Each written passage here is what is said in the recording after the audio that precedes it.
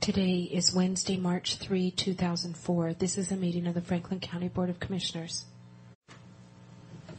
I move approval of the consent agenda. I'll second the motion. All in favor? Aye.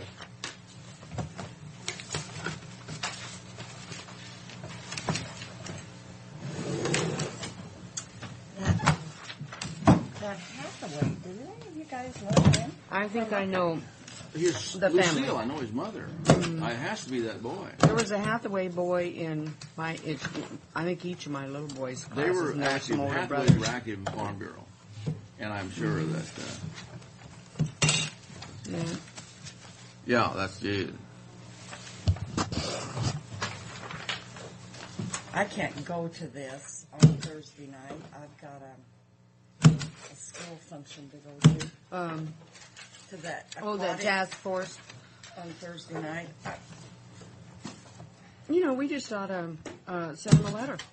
Unless Frank's going to go, No, I'm not. say that we're in favor of that, if anything they can do, and no, we're not going to give them any money.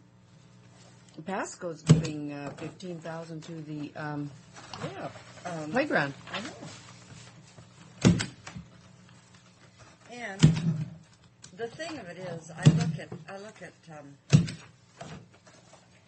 the Boys and Girls Club. Pascal steps up to the plate and makes sure that gets done. Mm-hmm. Now the new director, he's going to do something in Kennewick and Richland and probably leave Pascal. You watch. Well, the Boys and Girls Club is all over the Tri-Cities, so. I know it is, but that was the headline that he. Yeah, He's saw fine. that. And I'll talk to him. I have a lot of people out there, and I'm sure that they'll do whatever I direct them to do. Especially a same with newcomer. This aquatic thing. Mm-hmm. I know what's going to happen there. Well, I hope it goes to CBC. I Well, do you too, but certain people are you don't seem to kidding? fight very hard for it. Well, I think CBC could be acceptable. Oh, yeah, but Richland will want it and Kennewick will want it, but yet they can't pass anything. Just like that Center for the Monument, you know. Nobody even, there was no interest over here. We went over and said things, and there was just, everybody in the city was there at this meeting, and mayors and all kinds of people saying, we want it in Richland, and da-da-da, and we're going to give you this. And Yeah.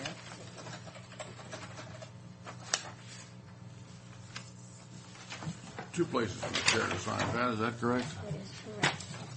Okay, I'm getting onto the system. Yeah, for short time. tried to sneak that in, didn't you, Neva? I don't know what it is. A biomass proposal for Big Bend, Darcy, and Dale. Frank, are you going to that meeting that, I didn't think Claude Oliver was chairman. I thought Leo Leo is. Well, he signed it. pro tem on this one. Leo absent on this one. are you going to that meeting that the irrigation district is, well, I guess, I don't know who's having, but it's regarding DNR selling that land to,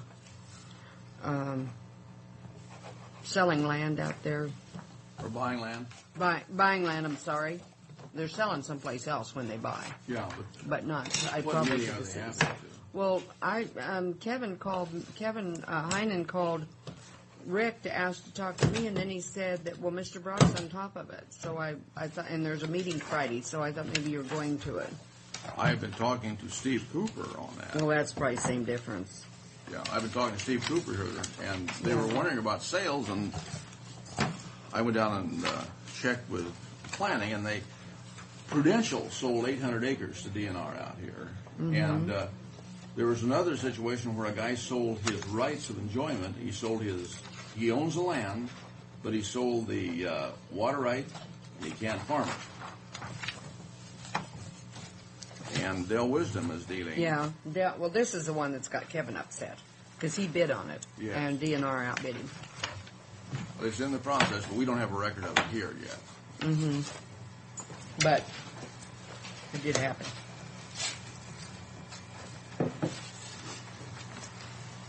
This information came from Jim Toomey and Roger at the chamber, and Neva said she was going to talk to Fred about talking to Roger about the article for the Tri-State Herald. Mm-hmm. So I gave Fred a copy of that over there too.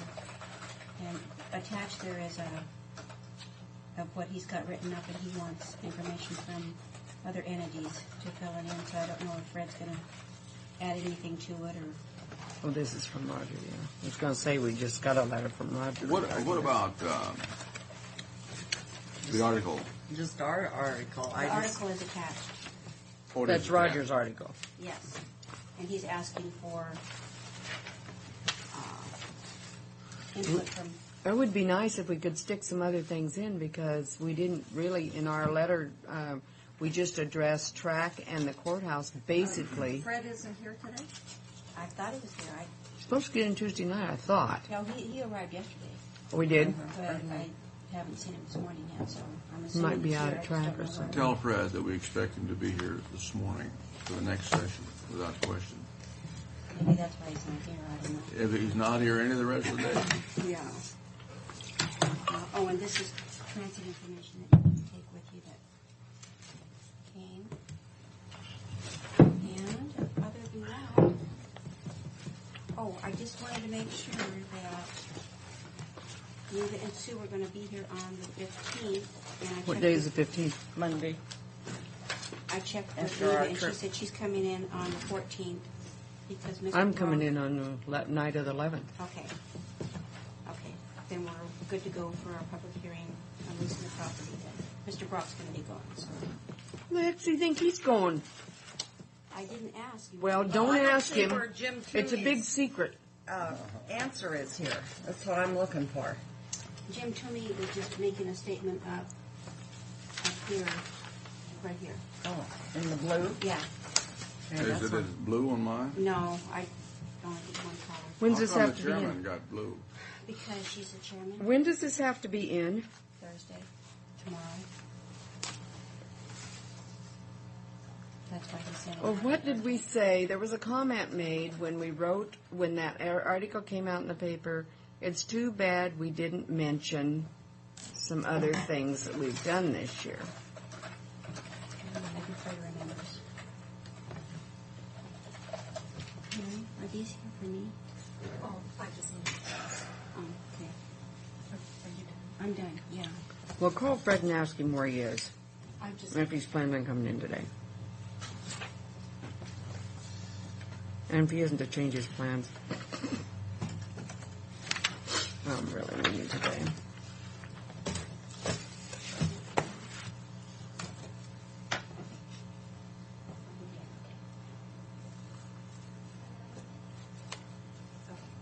Thanks. He had an RV track construction meeting this morning at 7:30, so apparently. Uh-huh. That's a likely excuse. I don't buy into that. Yeah. But the other two commissioners may buy into it. Yeah, I don't. No. Do you want me to take the consent Pardon? agenda and get it out of the way? Oh, no, okay. We have Did I give you three mine? sets of- Yes. Huh? 3 sets of. I move the approval of the minutes for February 2nd, February 18th, and February 25th. Second. All in favor? Aye.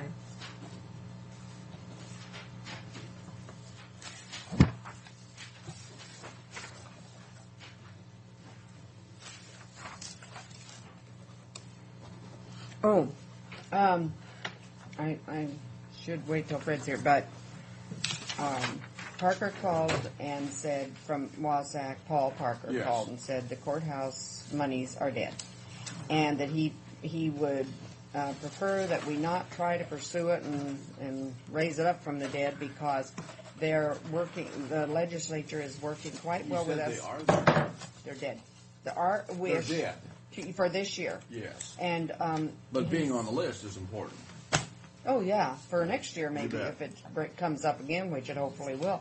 And we need to work on our legislators. But what he said is they're working on so many things, a lot of things that we are asking them to work on that are looking rather positive. He doesn't really want to turn anybody off. Yeah. Hewitt Oh, yeah. told us they were dead anyhow. For Seattle, huh? Hewitt said, when we were there, you know, that's what Hewitt said. He said he had $1 million or $2 million in that capital budget and said that Yeah.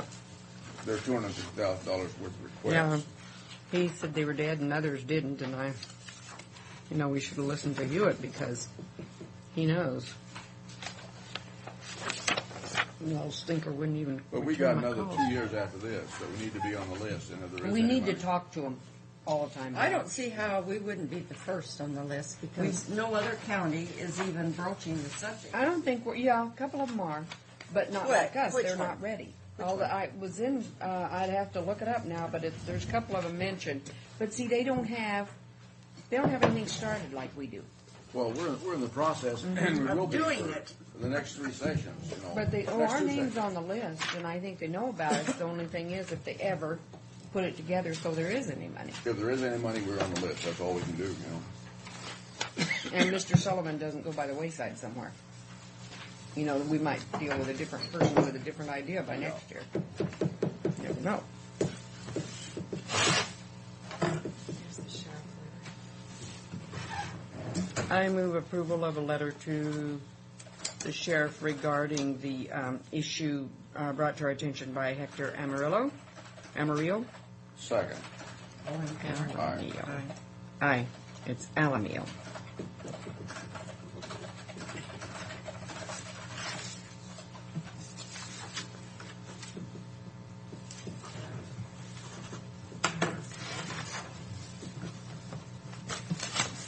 Is there a reason to say that? Oops. This might have a little more merit on it. Yeah. Okay. What Yeah. is it? Northwest Tire Tire Recycling. recycling. Oh yeah. What's that one? The heat is on. I don't know. I don't remember what that's about at all. That Um, on the which one there? The heat is on. Rob Gell. is that Oh, that's one of those kooky books, I think. do you say when the Earth is heating up? Is that the one we're not paying? I attention can look to? at it better and bring it back Monday. Never mind. I'll read it out loud to the board. Page 1. Climate change. I'm not. Did Wilbur watch that tape with you, Sue? Oh yeah. Yeah, he said we should keep it for the kids. I said, well, I thought Neva wanted it, and I really wanted to. We'd borrow it again if you still have it when Yeah. Okay. sometime when the kids are there. I think that's an interesting thing. It's just amazing. The Yeah. thing you worry about is all that guy's got to do is turn his ankle, and he's in trouble, or get arthritis in his hips or Break a something. leg, you know. Yeah. Plus, that doing this all the time, he's in for. He has to know that one of these days he may not be able to do those things he's mastered so well, which none of us, the rest of us, would even dream of mastering. Now this says tripped over construction material. What kind of construction material was in I don't know. Atrium? Well, the other one is the That other guy one lost- was witnessed by Colin Hastings. He lost a finger. Yeah, Got but that. he must have been somebody putting up his own display, right? Because he doesn't work for track. Yeah, No, the it's not water garden. Yeah. Lost a finger. Oh, that's sad. That might hurt. Oh, I can imagine.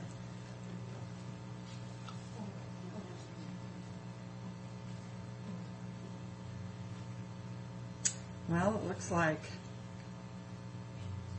medical malpractice reform is gone. I mean, they approved it, so that's a start. Well, we need tort reform is the most important thing they can do for us. I don't recall any of us being made aware that there was a hearing on those courthouse monies. But at my lunch mean on lady, on what we're looking at Yeah. and hoping to get, and that the legislative steering committee, there was a report made about these people testifying, and then it was in the courthouse journal also. And I wish we'd known, because I'd have made Frank go over there and testify. Wouldn't we, Neva? Dick, what's his name, Saccone, had a meeting yesterday, and he said he got on that 5 o'clock plane and went over to Olympia the other day. He said, My God, that's a killer. What's a killer? Getting up at 3 to get out there and be on the plane that leaves at 5. I said, yeah, tell me about him. Pat was always trying to put me on that plane, but I threatened her with not only her job, but her life, and she does Oh my better now. gosh. What? I made the motion. I don't even, of course, October 8th. A lot's happened between now and October 8th. What is that Why regarding? didn't all that pickup for IS? Oh, well, see, we were asking. We didn't remember, so they're just letting us know. We suspected them, so they told us what we did. Which I think is uncalled for. Well, I think they should have taken care of it at the time. We approved it. I don't know what the holdup was. Do you want to listen? It doesn't really say. But my memory, as I thought about it, is that there wasn't funding to pay for it until 2004. And I just think my they He's memory. going to take it out of the 2004 budget. I think that Fred they and I said they weren't remember ready to do it totally, then. and I don't. I didn't remember it at all the other day. So. I remembered a little bit about it, but I couldn't remember if we said yes or no, or what. I just remembered the subject. That first day, October 8th, Tim had brought in the list of surplus vehicles earlier that day. And then this happened later in the day, and also they were considering them for other things. Dave Hopper's never late. Pat just called and he is on his way. Oh, I'm sorry. Was he supposed to be here at 9:15? Well, there is just no way I'm going to be prepared to listen to this person now. Tell him to turn that little motorcycle around and go home. Well, How are you this morning? Raining, sorry. Okay. Now, you had something important you needed to talk to us about, huh? That you didn't get done last time? Well, there's a whole series of things. Well, we'll let you get your breath, so don't, Yeah. just relax, because we got the I don't think engineer. we've had our breath for 2 weeks, so. I think. Here. Well, I talked to Jean Westman, Oh, and she was filling, but she was just like a motor mouth, and she talked so fast. Well, people that About know what they're- what they're talking about, it's hard for us to keep up. No, but because she talks fast, don't you think? Thank you. yeah. Yes, you can. But this is what some of your concerns are. There's going to be some of them, yeah. Thank you. That's on the tail end. That would be behind the yellow one when I get to it. So.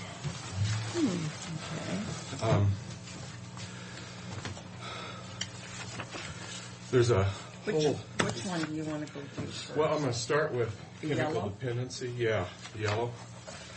And there's a large list of things, more than normal, but I thought I wanted to try to keep the list together. And I asked for a half hour so I could spend some extra time with these today. One of the key things, I'm going to skip down to item 4 on chemical dependency. I think you were aware that we had a provider request to be relieved of the detox portion of the contract. And we have a provider who's willing to accept that. The initial transfer date was March 1st. And on the night of March 1st, we found out that the director for La Clinica had some questions come to him from other staff members. And so that transition was delayed 1 month. So we had an emergency meeting yesterday with the director of Nueva, the mental health program and CD program, and with Unity. And Unity is willing to continue managing the facility for 1 more month during this interim Now, transition. Unity is on 20th. Lewis and 20th. 20 and Lewis It's on the corner across Ed from Handler's. yeah, across from. Columbia Green and Feed. Ed Oh, Handler's okay. old I building. know where it is. Oh, yeah. Yeah, that the old Ed had insurance that? building. Yeah, they purchased that a number of years ago. Yeah. Oh, Hender's old insurance building is where it was. Yeah. Correct. And the transition is in progress. So some of the areas are actually already converted over to Nueva, and some of them remain with La Clinica. Both programs have insurance on the program, so it's actually insured by both right now. So that's just in the process of transfer. One hadn't cut the insurance off, and the other had already had it in place, anticipating. So the questions were about 11th hour and 59 minutes. They weren't even 11th hour. So I appraised Ken Stark, the director of DASA, yesterday as to what was happening, and he understood and said they'd help any way they could.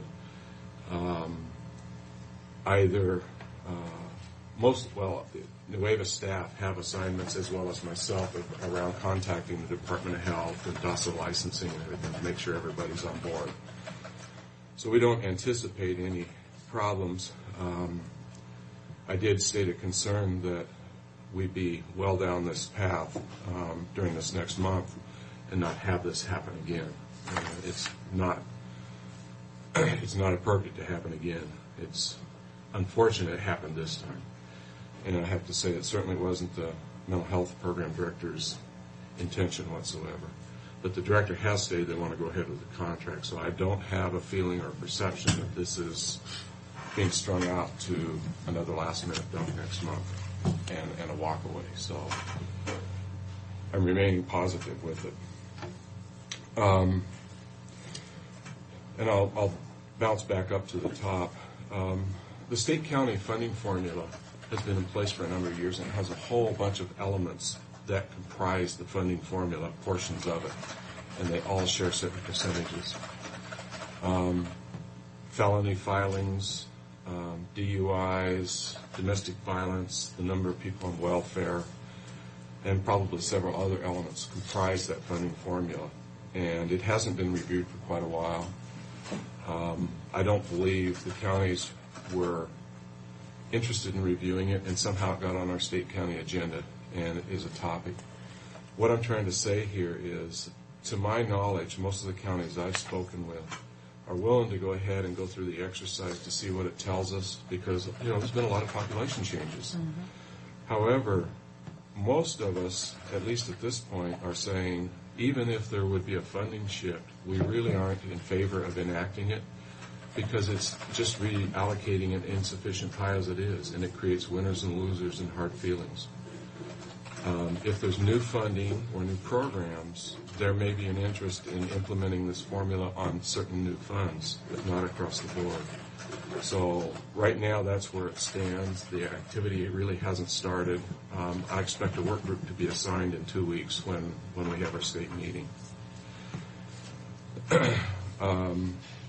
In the criminal justice treatment account, clients are being assigned. The adult drug court is taking clients in. Was planned to be about 1 a week, and my understanding it's getting close to about 2 a week, so they're ramping up a little quicker than we thought.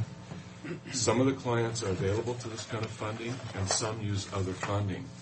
So Connie is managing the amount of funds that we have targeted for that, and if on our projection we're not using it in the adult drug court, we're moving the funds into the outpatient treatment so that our allocation expenditure continues as we expect it to.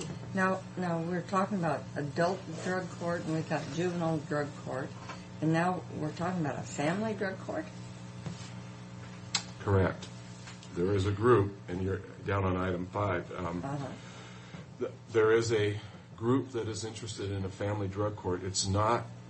The difference is folks are not in the adjudication system. There's not a criminal charge that has caused them to be there. This is a relationship that would be between the court systems, the chemical dependency system, and Division of Children and Family Services. So you'd be dealing with dependent family situations. And the group did secure a federal training grant, and they are in Florida now receiving their training, or they're going to be traveling tomorrow. Now, who's going to that?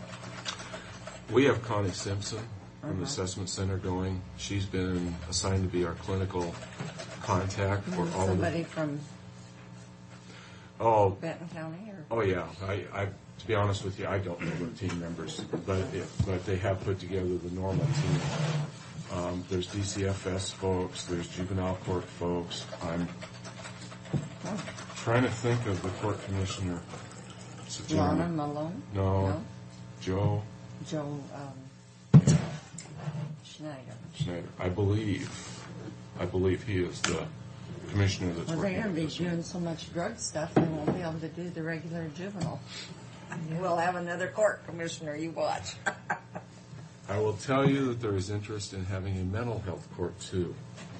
And that probably will be My coming. gosh. That will probably be coming. But, you know, Why is it necessary it's not to have- against the law to be mentally ill. No. And the reality, So why would the it's court? I have mixed feelings about them. I see these them are as people one that tool don't wanna be to help committed. people And so- get better or they're trying to remain make better. sure they're not. Why do they have to have so many different ones? They can have it, but can't the same people function in each job? Well, I think it's totally different. I don't issues. know. I be honest with you, Frank. I don't know. Well, and what the reason I'm asking. I have the because same person The cost. across the room. Oh, my.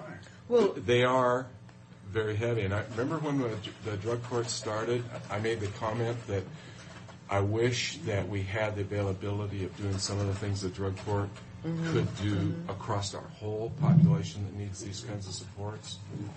They are very staff intensive.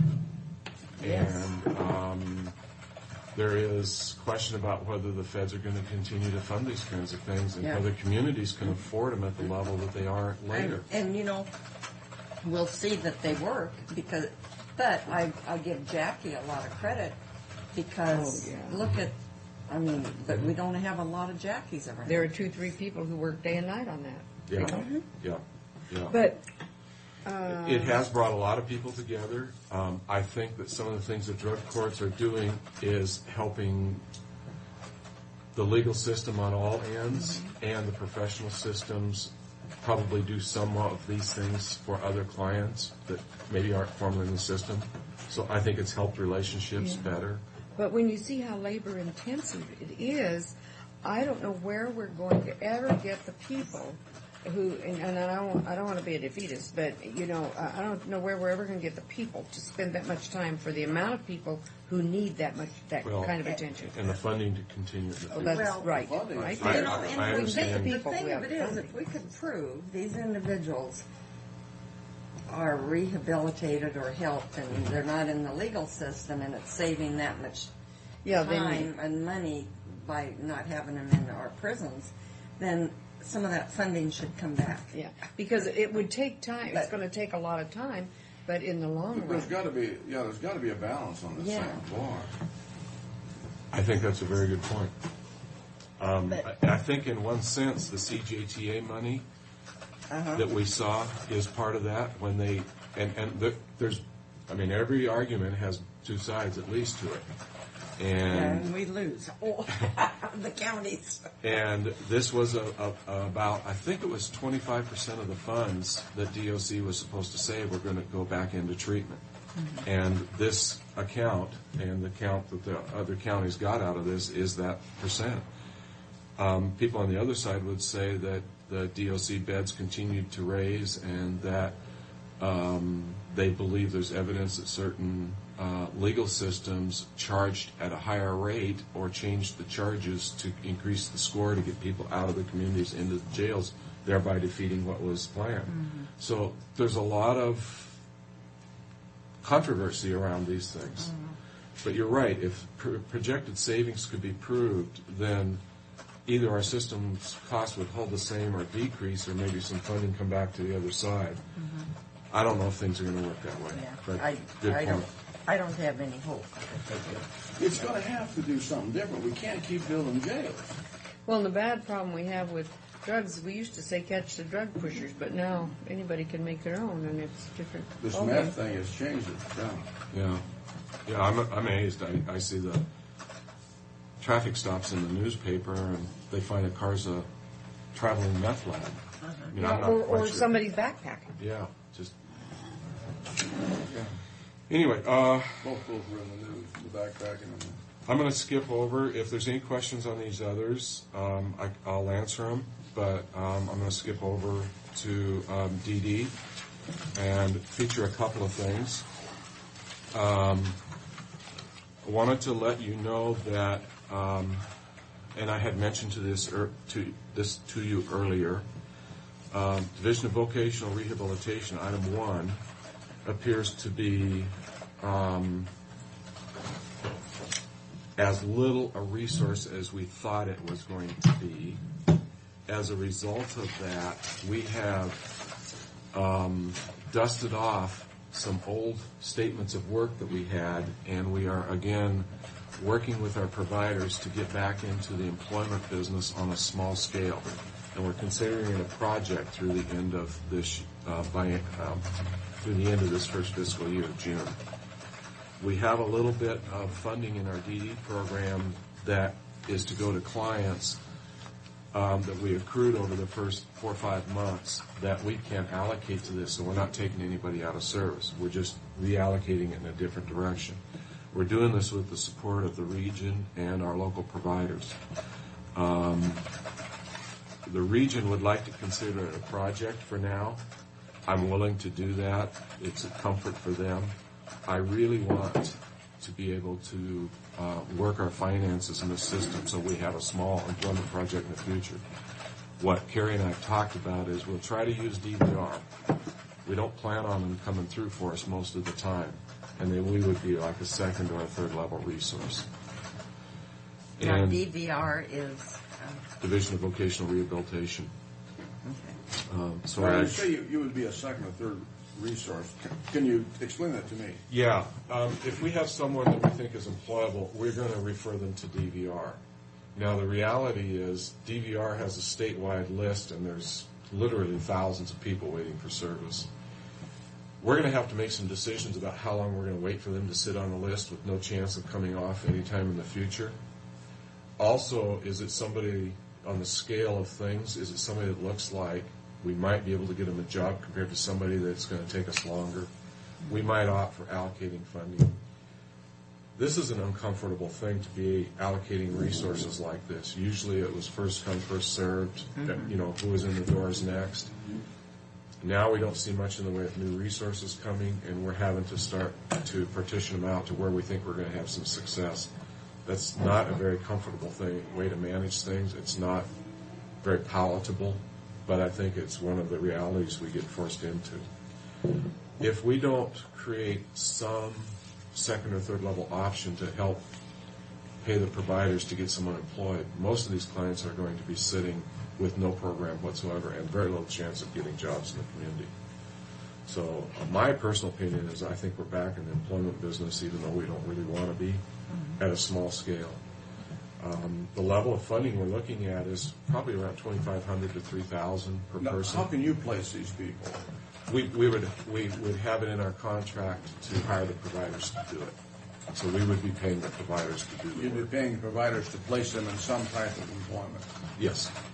It would be Goodwill, Columbia Industries, or Verizon. Those are our three employers. How are the people paid on those jobs? The clients or the agency staff? The clients. They're paid by the provider or by the employer. Yes, but I mean, do they have to meet the requirements of minimum wage and all this? Most of the jobs we're talking about are out in the community, and it would be at least minimum wage. It has to be. That was my understanding. Now, when you You hear... don't supplement the employer. No, we don't. No. There are ways that the employer can get some credit. There's some targeted targeted tax credits, and there's some other things that the employers can sometimes offer. So that he can come back and get some Yes. regress if Yes. In fact, Carrie told me about one situation where DVR had placed, DVR is doing some different things. They're actually placing people on jobs themselves. And I think that's one of the plans of the director. That's a big change. But Carrie told me about a situation she's aware of where DVR placed somebody on a job. They promised the employer targeted tax credits. Came time to do it, and they reneged. And basically, the employer couldn't afford to keep him on because he needed that cost set aside to be able to support the person. And the person lost their job, and our system lost that employer. They aren't going to work with government anymore because someone reneged. So it's a very mixed bag with DVR right now. Can't blame them. No, I can't blame them. But There are lots of jobs these people could fill, but it might take two of them to do what one person normal would. and those are a different kind of job. Those are what we call either group jobs or enclaves. And what we're talking about here, for the most part, is one person, one job. One, okay. So, I want to bump down to number 5 and make you aware of this, and I actually have a request at the bottom of this. About a month and a half ago, we became aware that there's a local group working on developing housing. And I had a contact from state staff in Region 2 about this. And the upshot of it was I met with a lady by the name of Cheryl Dean, who works for GMB Real Estate out of Spokane, and they have a branch that does applications to HUD. And they are working with the Shalom Ecumenical Center, and that's a group of several churches, and that information is listed on this for you. And this is a little brochure that talks about their first 2 projects, and they're out behind Columbia Center. And they're actually in stage 2 now, and these are applications they've made to HUD and been successful. And they have a stage 3, and they want to build 15 a housing center with apartments for 15 developmentally disabled people.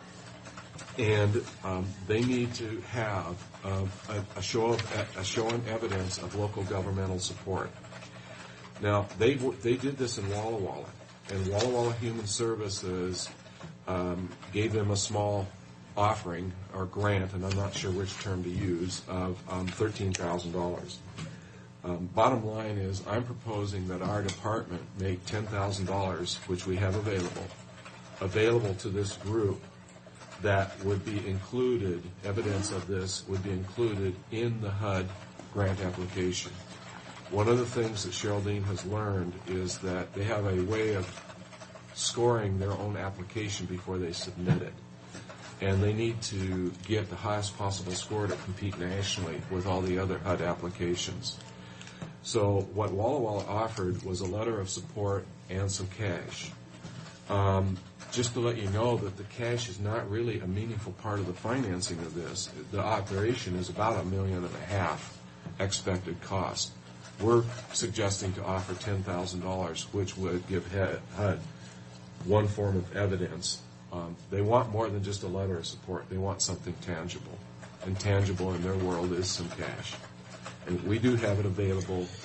I have met with Ree Caldwell. I brought this person down from Spokane, and they talked with Ree about this. They shared all this information with Ree, and there was no outstanding legal issues that would prevent us from doing this.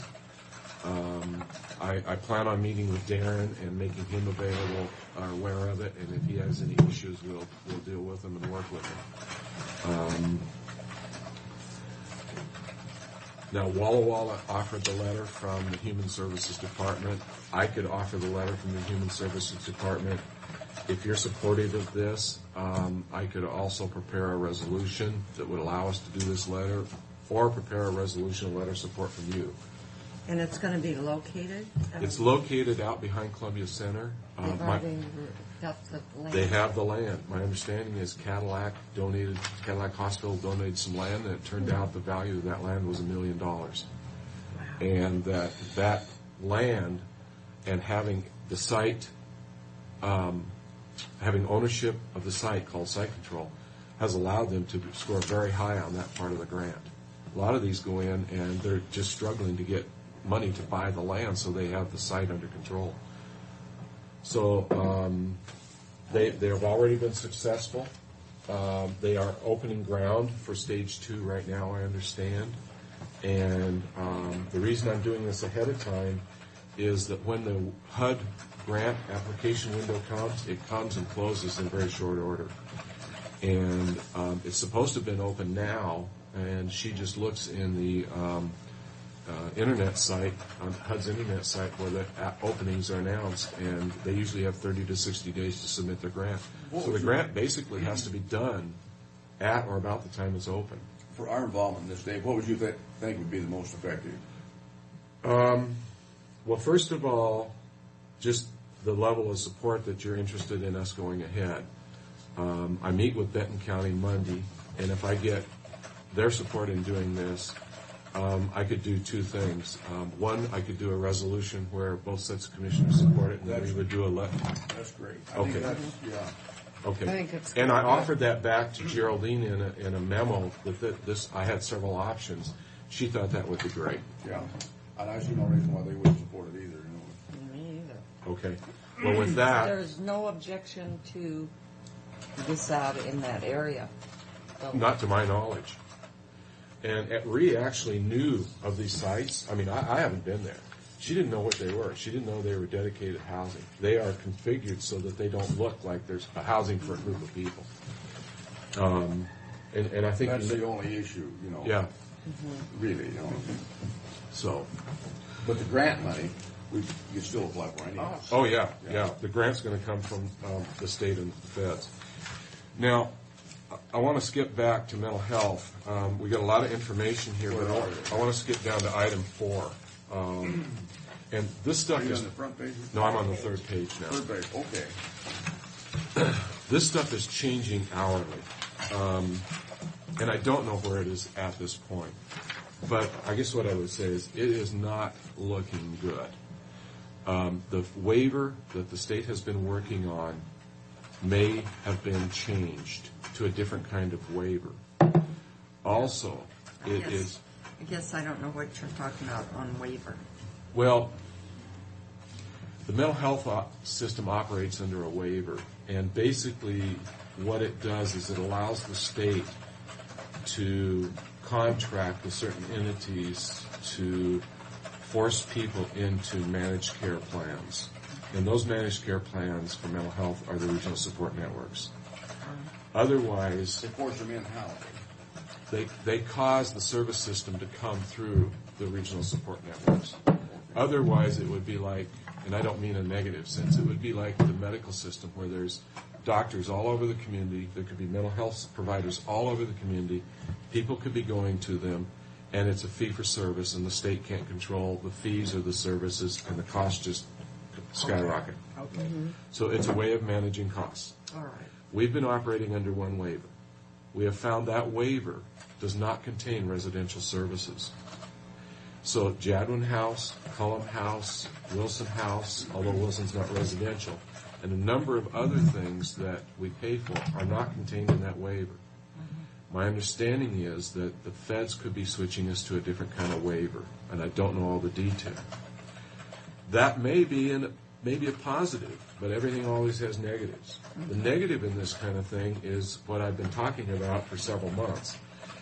It appears likely that the feds are going to tell us you can't spend our federal money on non-coupon people. That's going to be devastating. And depending on the community, anywhere from 10 to 30% of the people in service could lose their service. There are phone calls every afternoon. We expect to hear more. We don't hear firm things. And the reality is it could change. Right now I hear that the implementation date for this could be April 1st. That's a 30-day change. That's not far away. That's not far away. The other major thing is that whatever money we put out in our services is going to have to be backed by actuarial service data in the computer system. And our providers are going to have to increase their services anywhere from 10 to 15% to 45%. And we are now writing contracts that are going to reflect that. They're going to have to increase that for the same funding? How can they do that? Well, there's several things that are going on. One of them, they probably had been doing services that they didn't know should go in the computer. They've probably been providing services that won't meet the requirements. They're going to have to change. And the third thing, which people don't like to acknowledge, I think there's probably been a level of productivity that hasn't been sufficient. So I see 3 legs to the stool. There is, but that's a tremendous increase. It's a tremendous increase. Oh, my. It's a tremendous increase. Yeah. So we're going to be putting the contracts out the door in the next several days. I think we're going to have a whole lot of consternation from our provider network. Oh, my. So you could be hearing howls of protest as we work through this. But But without question, someone's going to be unhappy with that. yeah, and it depends on the provider, and I don't really want to identify them right now because I think we need to put the contracts out, have them give them a chance to argue with us about it. We could be wrong on a few elements, but I don't think we're wrong on the overall scope. So, but I'll come back to you probably in the next month or two with some detail about increases we're looking for some certain parties. But We'll be a little firmer. On this grant application, you'll be coming back post-haste, I would assume. Yeah, I'll meet with Benton County Monday, and if I get their permission, we'll be working up a resolution. We'll probably process it under just the regular signature process. And We don't have any sessions next week, so the following Monday is the earliest you get back to the group. so it'd be like the 19th or something. No, the 15th. The 15th. Okay. Oh, I lost a week, didn't I? Did I? Mm-hmm. It's going that way. Okay. Unless she can get it back today. Okay. Well, it might be able to come back the 15th because I see them on the 8th. So you see them on Monday the 8th. Monday the 8th. Yeah. and And if I get permission. that won't be too much of a delay. No. On the If I get permission from them, then we could probably prepare a resolution and get it to you here for the 15th, and then get it back to them the following week. And I think that'll be okay. Okay, Dave. Thank you, Dave. Thank you. Oh. See ya. Yeah, bye. Bye now. Okay. You got good The- news? Yeah, he said I'd see if I've got better news. I want to ask something before you start, Tim. Yeah. This liability on the removal of the dikes, Yes. where will we come into that after we sign this contract? The new lease? Yes. Good question. I thought that was the reason we didn't take them over totally, was because And I had a guy call me yesterday. Liability as in, when we built that, we signed some agreements that took some of that responsibility should the dams ever get removed and have to put it back. The reality of that is to take the dams out, they're going to have to provide the money to address all those things. Well, anyway. now, this guy brought this up to me yesterday. In fact, he called me at home and was real concerned about it. That if a terrorist took out one of those dams and they came down here and flooded, Yes. we had authorized. Which dam, like Grand Coulee? Well, any of them. That's the worst one. I mean, that would Grand be the worst Coulee would situation. flood really bad. Right. And, The levees wouldn't do anything anyway. however, if we had taken out the levees, this was his concern. And he had been in an area above Rexburg, Idaho, where We're not taking them out. We're just lowering them down to what the forest considers their standard project And the flood, real plus 5 feet of freeboard. how much. yeah, but the real protection is underneath what you don't see, isn't it, Tim? Yeah. If Grand Coulee, in fact, I got the scenario. synopsis of what it's going to be like if Grand Coulee goes out. Well, we saw that out at. And I'm telling you right now, the levees Are not won't going to have do it. anything to do with how bad it's going to be. Well, when will the levies, what effect will they have in a positive nature? All I'm asking is in regard to our liability on this thing. You know. Liability, let's put it this way, if we ever exceed the standard project flood that they are still designed to once we lower them down, plus the 5 feet of free flood, I mean, we're 5 feet above what they're seeing the standard project flood, which is a combination of all known existing floods that have occurred on all of our system at the same time, which is unlikely to happen. It No. can, but I'm telling you right now, what we have go wrong in our community is going to be the least of anybody's concerns. 'Cause there's Well, gonna if be- it's a terrorist, I think aren't you covered by the Homeland Security? Let me ask. I'm Why asking not? you. Because we This guy called a fellow by the name of Go Dutch. for He the was a public insurance relations on officer in that. Walla Walla, I Florida. thought that they said And, we didn't have to have that he insurance told because him, if there's a terrorist act, it's Once all we that signed the liability. lease That we were, that, I and thought lower we got a those, letter saying that that we're we assuming provide that. liability. because you don't have to have it.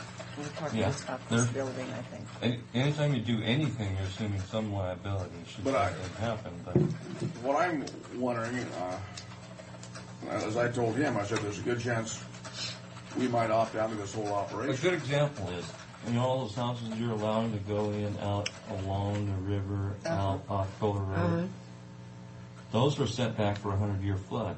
Tomorrow we may have a 500-year flood. I don't know. It's a standard that we've set that puts the probability of something ever happening so low that it's not likely to happen in our lifetimes. But That now I doesn't mean have it to worry won't about happen.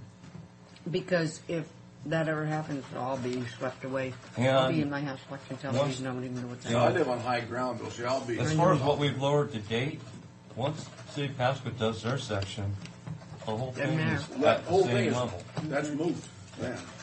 And Yeah. they're going to do that this coming year. If they get everything signed. Okay, but The same level of protection will be for the whole thing. But I think the level of our lowering of the dikes now, the real protection is underneath that you don't see. Yeah, there's a. That's what I've always been told. There's a barrier. There's a. Underneath. Even one where Wade Park is. There's an underneath grout curtain down there that keeps stuff from infiltrating in. Yeah. And eroding that shoreline. well, if we But had if a- you're going to have a gigantic wave coming over everything, then you're just Yeah. in big trouble. But the beauty or the disadvantage of a levee is once it does flood, it also keeps the water from going back in. well, you make Yeah. lakes on the other side of it. Yeah. So, and that's what the pump stations are for, but they can only pump so fast. But what's the purpose of our levee the way we have it? What would it prevent? It would prevent actually it's way above a 100-year flood event, which is what you're designing to out in the country, or allowing people to build houses up to out in the country, out and about. So what I'm saying is if you ever get to a standard project flood, you're going to be taking houses out all along the river where you've allowed them to build along there. And we do that naturally by, that's the level of risk we've allowed people to take. They're It's taking- So they just get like- flood insurance. It's just like those houses back in the Midwest Right. that flood and flood and flood, and Look over in Richland, the floodplain there. Or Benton City. Yeah. they allow West them to Richland. build there, and so that's their problem. But the government always comes in and somehow helps those people over there. Don't ask me why, but they Well, seem if they have flood insurance, they do. The only difference, the difference between that situation where it floods and this is all those houses behind don't have to buy flood insurance because they have a levee to protect them. But this here, even without the levee, is what you're saying. In a 100-year flood, even without the levee, we wouldn't be bothered. Is that correct? I don't understand what you're saying. Well, What I'm saying is if we do ever have a flood that overtops what we're even taking it down to, you're talking a flood in the magnitude that would be similar to when the mountain blew, at Mount St. Helens. Yeah. We're talking devastation So throughout nothing's the going to whole stop state, it. or throughout the whole Columbia River Valley on the way down. We're not just talking our little levee problem. We're talking no, devastation I've seen- everywhere. I've seen that emergency management. They had some guys come in and gave it. I don't know whether you were there, or one of you ladies were there. I didn't even know about it at the time. Yeah, it was great, and I'd like to see that again. I'd like to see it again, but this area here would be underwater, where we are here. Yes. But just past here, I think they said. Pardon? Just past here.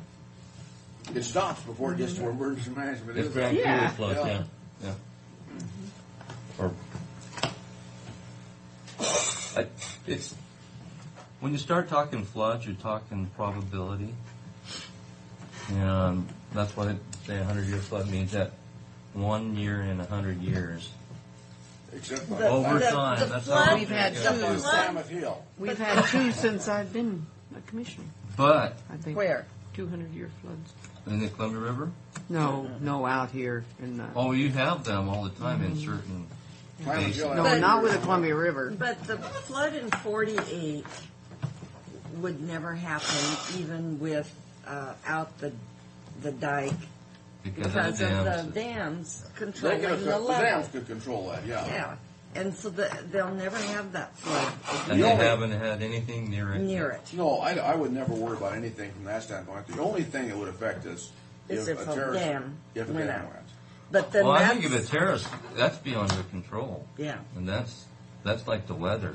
I mean, if you could control the And I weather don't or a think we terrorist, have a liability on that no. because Well, I that wonder, kind though. of, well, that kind of a flood, Is beyond, it's not beyond- natural. yeah, it's beyond And that's these what we're designed levees the for. way they are right now. That's even when we take it down, that's what it's designed for, is a naturally occurring flood from Mother Nature, not man-induced. No, I understand but what I wonder from a liability standpoint, just as a question, if a terrorist did take one of those out. I think the federal government would have more of a liability because they have a lot of terrorists take the dam out. But again, And these, it's their dam. And They it's their didn't dam, that- and they put the they water didn't- back there, and they're holding it back. They- They don't yeah. allow the terrorists to take it out. but these are the questions, and that there are no simple answers to. There was an article in the No, there Tri-City isn't any Herald simple and answers to something it, on so. television when we had that attack in New York. That they talked about that the federal government would have to be responsible, and they knew it. So because there's nobody that could ever fix it but the federal government, nobody could ever pay up. If we got to a and they point would have a tough time. where it did overtop, again, it would be in the same magnitude of an occurrence as St. Helens when it blew. I mean, it would be of national significance. It not only would be Washington State, Oregon, and everybody along the way would feel the pain. So, like I said, I'm not saying you won't get sued, but there'll be so much going on Well, that we people are would gonna just be sue a bleep. everybody. Yeah, in the they'd system. sue us and we'd sue the federal government. And then it'll get sorted out, I guess. Oh,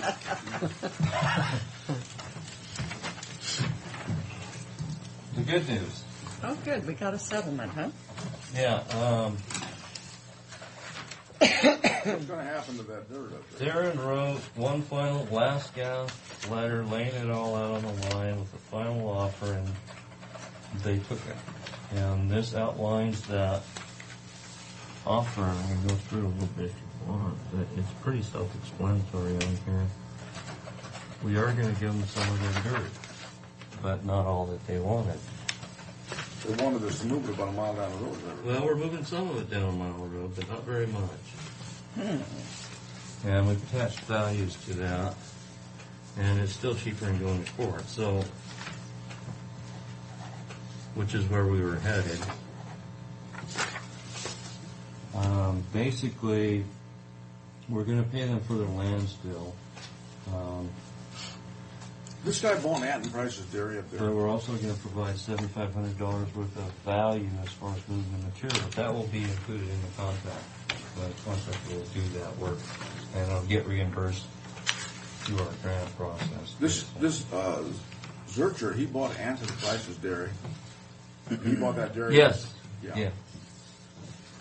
Yeah, in fact, Anton had to sign a release on that portion of the property that Okay. he's purchased.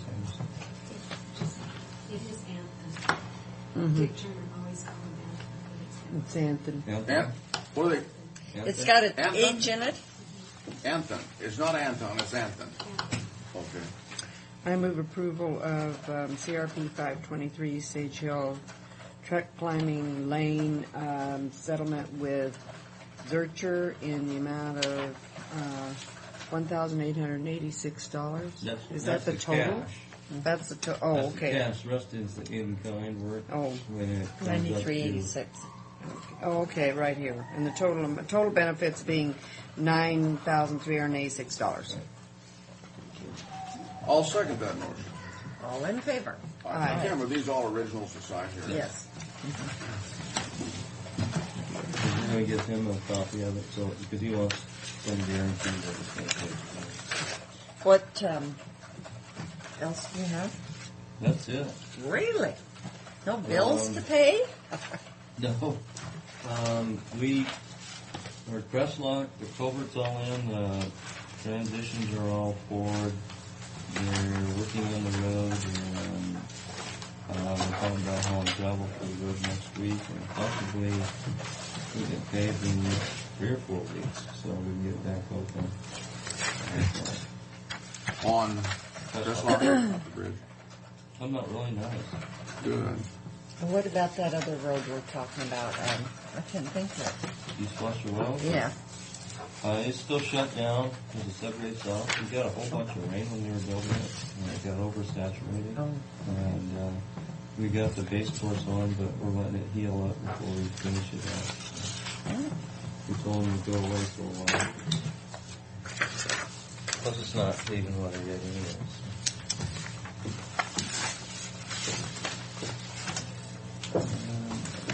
But it'll be done. It'll probably be done around the 1st of April. You're only Yeah. building a mile of road there. Yeah. Yeah, it came up way good too as far as the grade and the installation. So. Contract was good. Have you had any more conversations with Mr. Dick? No. They have called and requested the minutes. Yeah, that's what I wanted to. No, I have not. Okay. I don't know whether he's going to take the next decision. I think we made the right decision because, I mean, if those other people don't want it. Well, without question. And from my own standpoint, if you've got 2 people in a situation like that that's going to put an economic hardship on, I just can't support it. I just... Well, you don't have to. That's my feeling too, that, I kind of sympathize with him. oh yeah, I sympathize with the people wanting dog kennels too, but Boy, we made the right decision on that one, I want to tell you. Well, yeah, and you you know, hate if to we'd disappoint anybody, but when you're, well, we probably did them a favor because if they'd have put a lot of Yeah. expense in, I you're don't on a even think conditional, I don't think she had a clue what it was going to cost. She hadn't a seen an conditional architect. use permit. Oh, is really? He said in there, Just They're what, Sue? conditional. said she hadn't seen an architect yet. Well, yeah, it's got a term to it too. Oh, Then you have to yeah. reapply. You know, And so why would she put that kind of money We, into? in that spot like that, That's we did them a big, favor. I mean, once. that's a real big thing to go into, you know. The way they were talking about, I mean, they're talking big bucks to try to recoup that money. Oh, yeah. It's just like selling high-priced dogs here. It's kind of like trying to sell Yeah, high-priced it's horses like- here. You got to yeah. take them to Texas or someplace else where Someplace people else, pay that kind of money. You can sell them, you're just not going to get much for them. Yeah, this is right. I mean, they're not. They'll go. Yeah, they won't bring that kind of money here. So we're not meeting this week? I got a week off? Yeah. I don't know what I'm going to While we go beat the sidewalks. Last Yesterday. weekend, is Well, that we're all Canada. by track, I mean, or well, I it's didn't kind of even where read? it's Wilbert ranking. said Well, we no. haven't met him yet, and We all he had, was supposed to be you his know, resume the and food that ranking, was you know. on the Home and Garden show. Well, it's kind of like It's the just the governor track on has the a one rule side of and then 3 other. candidates for Was it each. all? Everything was tracked? You know, And, I got this meal and like, for about $4.50, and I ate on that Christine thing said for no. 3 meals. That was the biggest darn. It was good. Mayor's But I was appointing thinking, my goodness, you know, delegates everybody for had certain was committees. taking theirs home that because they that's serve the so only much choice we food. have. Well, that's That's not really great. true. I mean, what a They can deal. send 3 names of 3 councilmen in. This is what they did on different. I didn't areas. even look, and Wilbert said, no, I thought it One said did, something they else. still So I sent said, 3 well, I'll candidates. ask Ray. Well, we had our standard concession operation on one side, and then he was trying to showcase his catering Oh, on the other side. Good morning, I Brett. see. Yeah. Yeah. So, hi there. Morning, Ray. I'm here early. I guess you're here early, and Well, I don't think the prosecutor's coming. we got a break here. We're going to 10:15 to 10:30. You got a break. He's ahead of schedule. So take Ray and then have a break. Do you want me to call and just email or? I don't think so. That's just, if they're not coming, they're not coming. 4 minutes. He probably doesn't have anything for us. Let's just go ahead and take Ray. Why don't we Yeah. take a Yeah. break? Okay, let's do that. I've got What's the news? Huh? Oh. I don't know. We're liable to make some any Boy, moment that now. home show really had a turnout, didn't it? It sure did. it was down. From last Really? year. What was it last That's year? hard to believe. Total was 17,022 last year. Uh-huh. What is it this year? 14. Oh, it's on here probably, 14. My gosh. Same people must have hung around a lot. I didn't think it was as good this year. I mean, the exhibits. Oh. For me, for what I wanted. Oh, well, I didn't think the exhibits pertained much to me because I'm not building a house. That's but, right. That's me. A lot of people were interested, you know. My wife seeing said she it. was there at 4 o'clock on Sunday, and she said it was just still really crowded. I was there at Yes, it 4 was. o'clock on Sunday, Yeah. too. I turned around and drove out of the parking lot. So I thought, I'm not going to walk back in. I was going to go buy one of those kettles, that are so good. But I decided I was too tired to go back. We were there Saturday. We were there I got one of Friday. the brooms, Did you? Oh, you mean those ones with... the mops. Yeah, I've got one of those. They're good. Well, yeah, the home show, from the standpoint of the show, I thought it was an exceptional show. It was 14,500, That's a lot of which people. was down about 2,500 from where they were last year. Now, this includes ticket sales and exhibitors using the same, because they had the same number of exhibitors. So we used that same number, but we were down 2,500 people. Over the same system Over the last year. same system. But like Heritage, I don't think they were there last year either, but they had kind of a little retail thing in the atrium one year, and I thought that was so Oh, good, yeah, they did. to buy stuff. And then, there's some yard metal sculpt stuff that wasn't there this year that I kind of looked for. Some metal. There was Yeah, some metal but stuff out it's there. kind of those sun catches Yeah, things, but sort of thing. it isn't what I was looking for. They moved their meeting room arrangement around. They had the flower exhibits over in the Ag Hall of Fame room. They had the seminars in the Sports Hall of Fame room, and I think overall it was quite a nice show. Great numbers of people that came through. It's definitely one of our top 10. Well, do you have anything for us? No. And I don't think we do either. So, okay, sorry. We were going to call, and then we thought... Fine. We both got busy, and I apologize for being late. All right. Thanks, Darren. He wasn't. He was right on time. As part of the home show, there was a finger injury on one of the exhibitors. Oh, we saw that. That was Bad. bad. That was bad. You're moving that much rock and that much stuff, and Did it just smash it off or just cut it off? it just cut off. Totally? I understand. That's what I understand. God, well, something like that's terribly painful. It is. It really is. It'll Yeah. continue to be painful for a long time. That's and that right. nerve tries to find something to connect with. So that was a bad thing.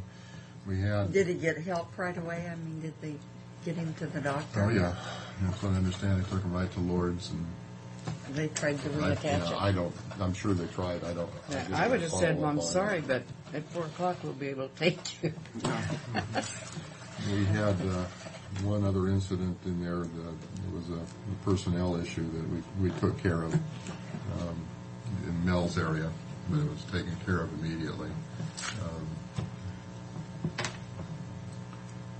It was somebody touched another person. Gone. We're not putting up with anything like that. He made advances toward Yeah, a he gal. touched him on the shoulder, but that's not acceptable. And so, anyway, he's gone. We got a lot of sod from that show. Instead of taking it back with them, they were nice enough to leave them for us. Oh, We're gonna take that nice. sod and put it in the front where those That worked out well. that Yeah. area. We'll have to get a little bit more, but for the most part, that was very nice to have that. Oh, my. And we have a pile of cement out by our north gate that was supposed to have been picked up yesterday and wasn't, but it will be picked up. They were hauling this big swimming pool. That was hauled off, and I believe that was supposed to have gone with it, but they didn't load that on. But the home builders are aware of that, and they're going to take care of it. And there's an awful lot of dirt that came out of the arena out there in that back drive area, just with all the vehicles coming in and out and loading in and out and all that. So we are getting a sweeper. Yeah, I was sweeper. hoping our weather will hold, but as I came in, it was starting to rain. So that sweeper that we can rent won't do any good on a wet asphalt. So But we are going to get that as soon as we can.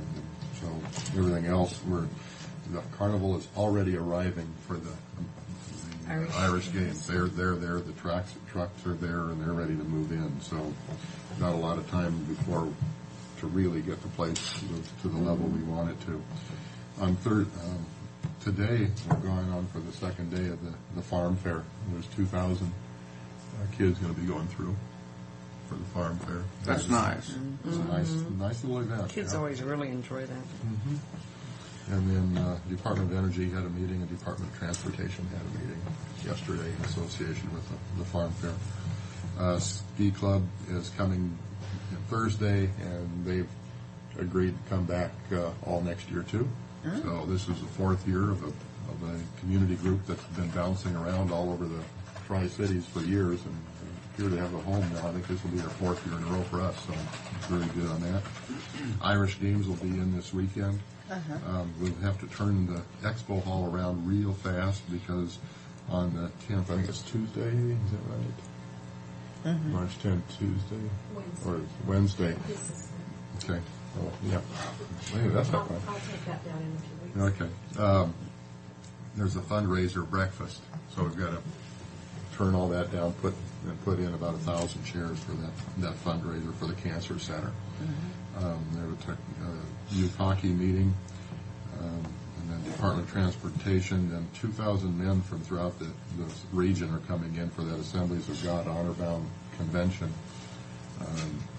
on the 12th and 13th. We have a meeting, a religious meeting on the 15th, and then 15 through 21 is those BMX racers where they come, about 7,500 people come in, not all different people, but over the 3 days, 7,500 people, and quite a few of them are coming from great distances. I know last year we had somebody from Arizona and somebody from Florida come in. Just watching the way they set up that arena is amazing.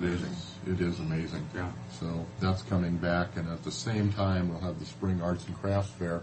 We have had those two events come on concurrently in the past, and we're going to take what we learned on that issue and try to keep them separated a little bit better, because those kids riding bikes through our parking lots and everything else, and that's what they're here for, is to ride bikes and all of that, but there's some inevitable conflict on that. And then different EMS, Emergency Management Region 8 meeting, monster trucks, and quilt show at the same time. So that's kind of the rundown of the events.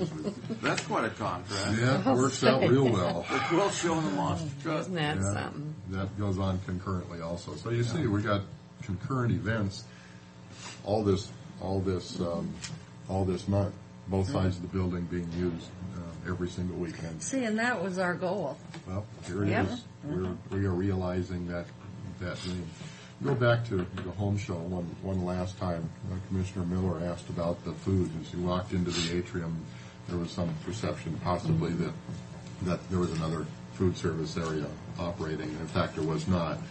Mel ran our standard concession operation on the usual stand, and he had those tents, and he put those that we just bought, and he put those tents in there to highlight his catering issues. So from a catering standpoint, it highlighted that. Being down 2,500 people, his cash came in at $400 less than last year. So, I was telling him that my lunch that I bought there, I ate 2 more meals off of it after I went home. I mean, big meals. There was a lot of food there. And Wilbert had fried chicken. He said it was delicious. So Mel's really trying to showcase what he can do, and people can get out and talk about the food attract. So he had a higher cost on delivery, but on the other hand, it's an opportunity to get the word out to a lot Well, I of think he people. was only Hi, charging stranger. $4.50 or $5 for those meals, so he conceivably might be able to add $1 Well, or something. he could, but the people around here don't like to pay much more than Yeah. $5 for a meal. But They or go else out. maybe make his meal a little smaller. Well, you that's know. something. I think the fact is that he had made so much, Yeah, he just and he did wanted that. to get rid of it. Yeah, So, good from deal. that standpoint, Welcome back. Thank you. That being said, You're a little late. That being said, Fred, we'll take your explanation in writing as to why you're late. In writing, In writing. I I forgot. might as well go back to my office. Not yet. Okay.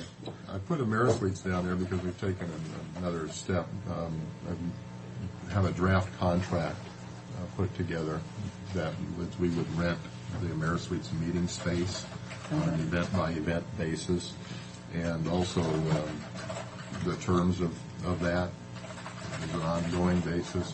Darren has reviewed it, and he had 2 issues he wanted to address, and I believe everything's going to be just fine on that. But we need to find Mr. Patel.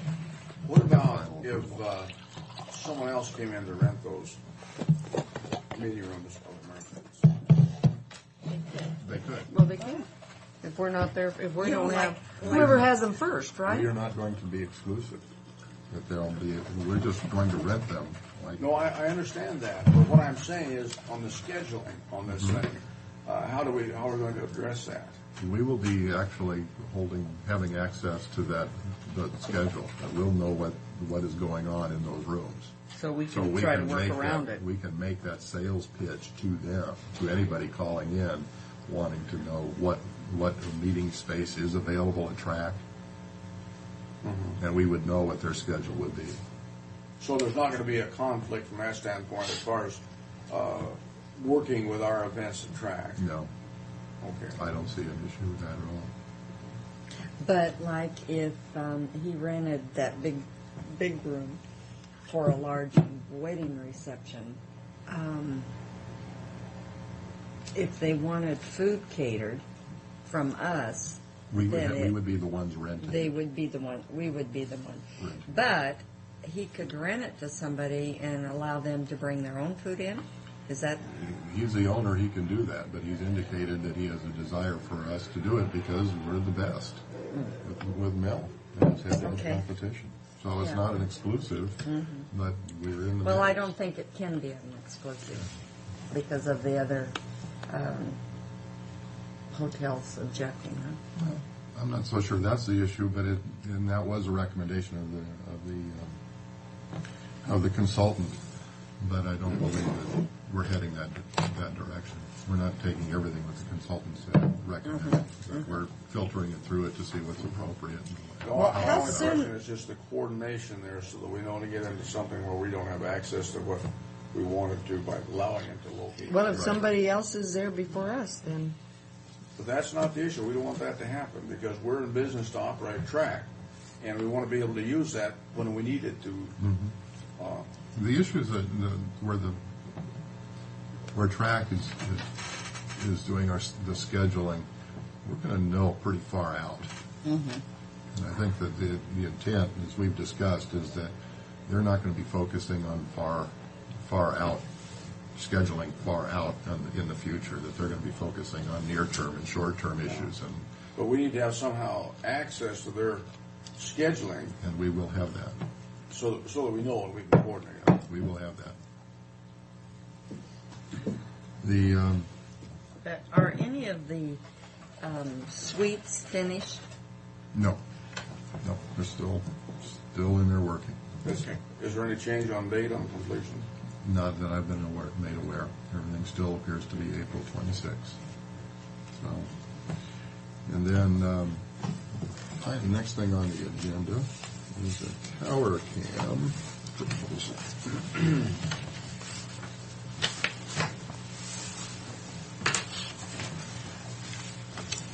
thank you.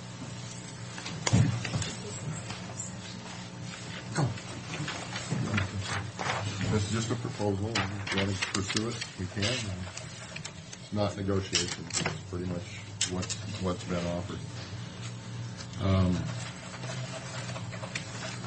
We had a proposal, as you know, and we talked about it last week, for that tower cam to be situated at track.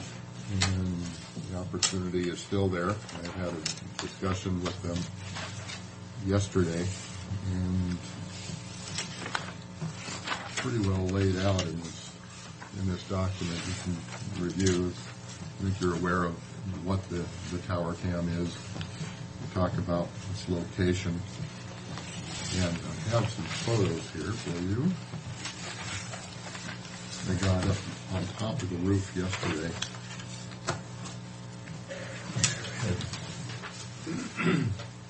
Let this send a copy of them. Yes. We just came in. So it'll just give you an idea of what it will look like from there without the zoom. They just took some shots, and the camera does have the capability of zooming. That'll be nice. That'll be nice for the whole area.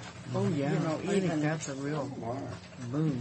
Flex, whatever. I'm not supposed to say boom. Somebody said. We'll get them back to you. Why? You seen these? No, we just got them yesterday. Printed them This is off. great. Yep. Oh, and it shows the baseball fields. Yeah. Good. Good. Yep, they can do zoom in on the baseball field and the Especially if softball they're field having too, a. Fred didn't see those. or that sort of thing. You can zero into our electronic sign. So they're very pleased with it, with this location. Good. The news that it comes on is the morning news, starting at 5 a.m. There's 2 hours of broadcasting at that time, so it'll be on at each one of those. It'll be on at 5 o'clock, 6 o'clock, and 11 o'clock. And then on mornings, on weekend mornings, there's an opportunity, and then they rebroadcast on a cable channel Monday through Friday at 6 o'clock with another opportunity. The weekends broadcasts originate out of the Tri-Cities, so that shot will go into Yakima and up into Ellensburg, so it'll truly be Oh, regional. that'll really be It'll be good advertisement. The price is $1,200 a month, 48-month agreement.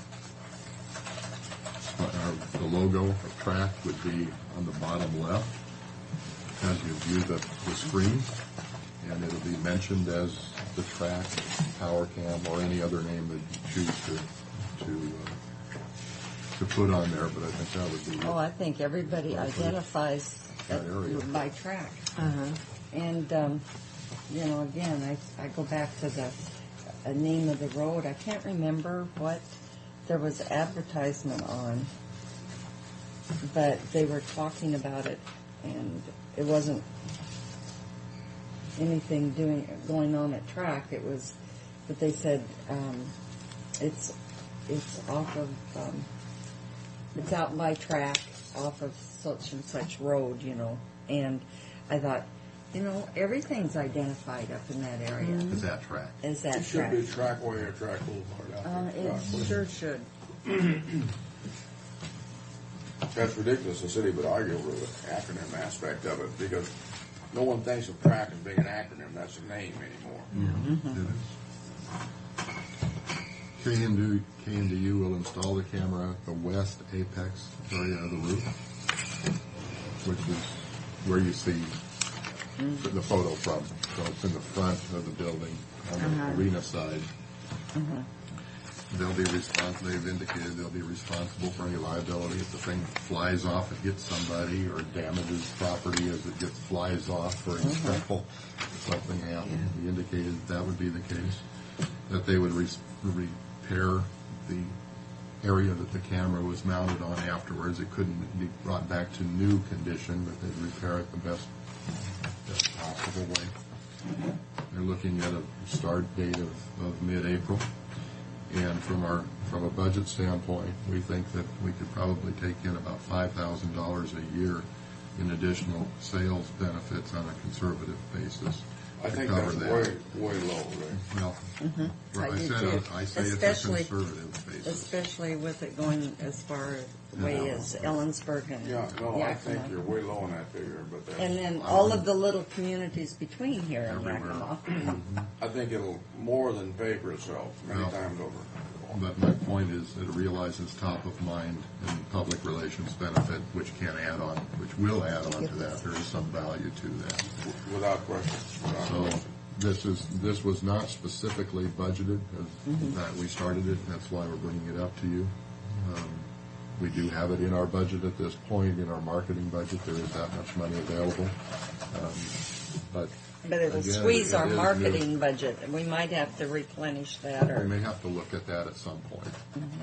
well, now, is this the official proposal? This is their proposal, and the next step would be to draw up a contract. Okay. What I would do is give a copy to Darren to look at, and then go from there of what he wants in the contract. Are they going to do the contract? It would be their contract. Okay. And then we would review it and agree to the terms or negotiate those terms. But through I our give agreement. Darren some heads up by We'll do give that. it. You want to give him this copy? I've got one more copy, Okay. sir. to give to him. Okay. Thank you. So Okay. we will proceed with that. Very good. Sounds good. And And then we're going to remove the ice. Ice will come out on Sunday, March 14th. The Titan season is done. They're pleased with the way the building went.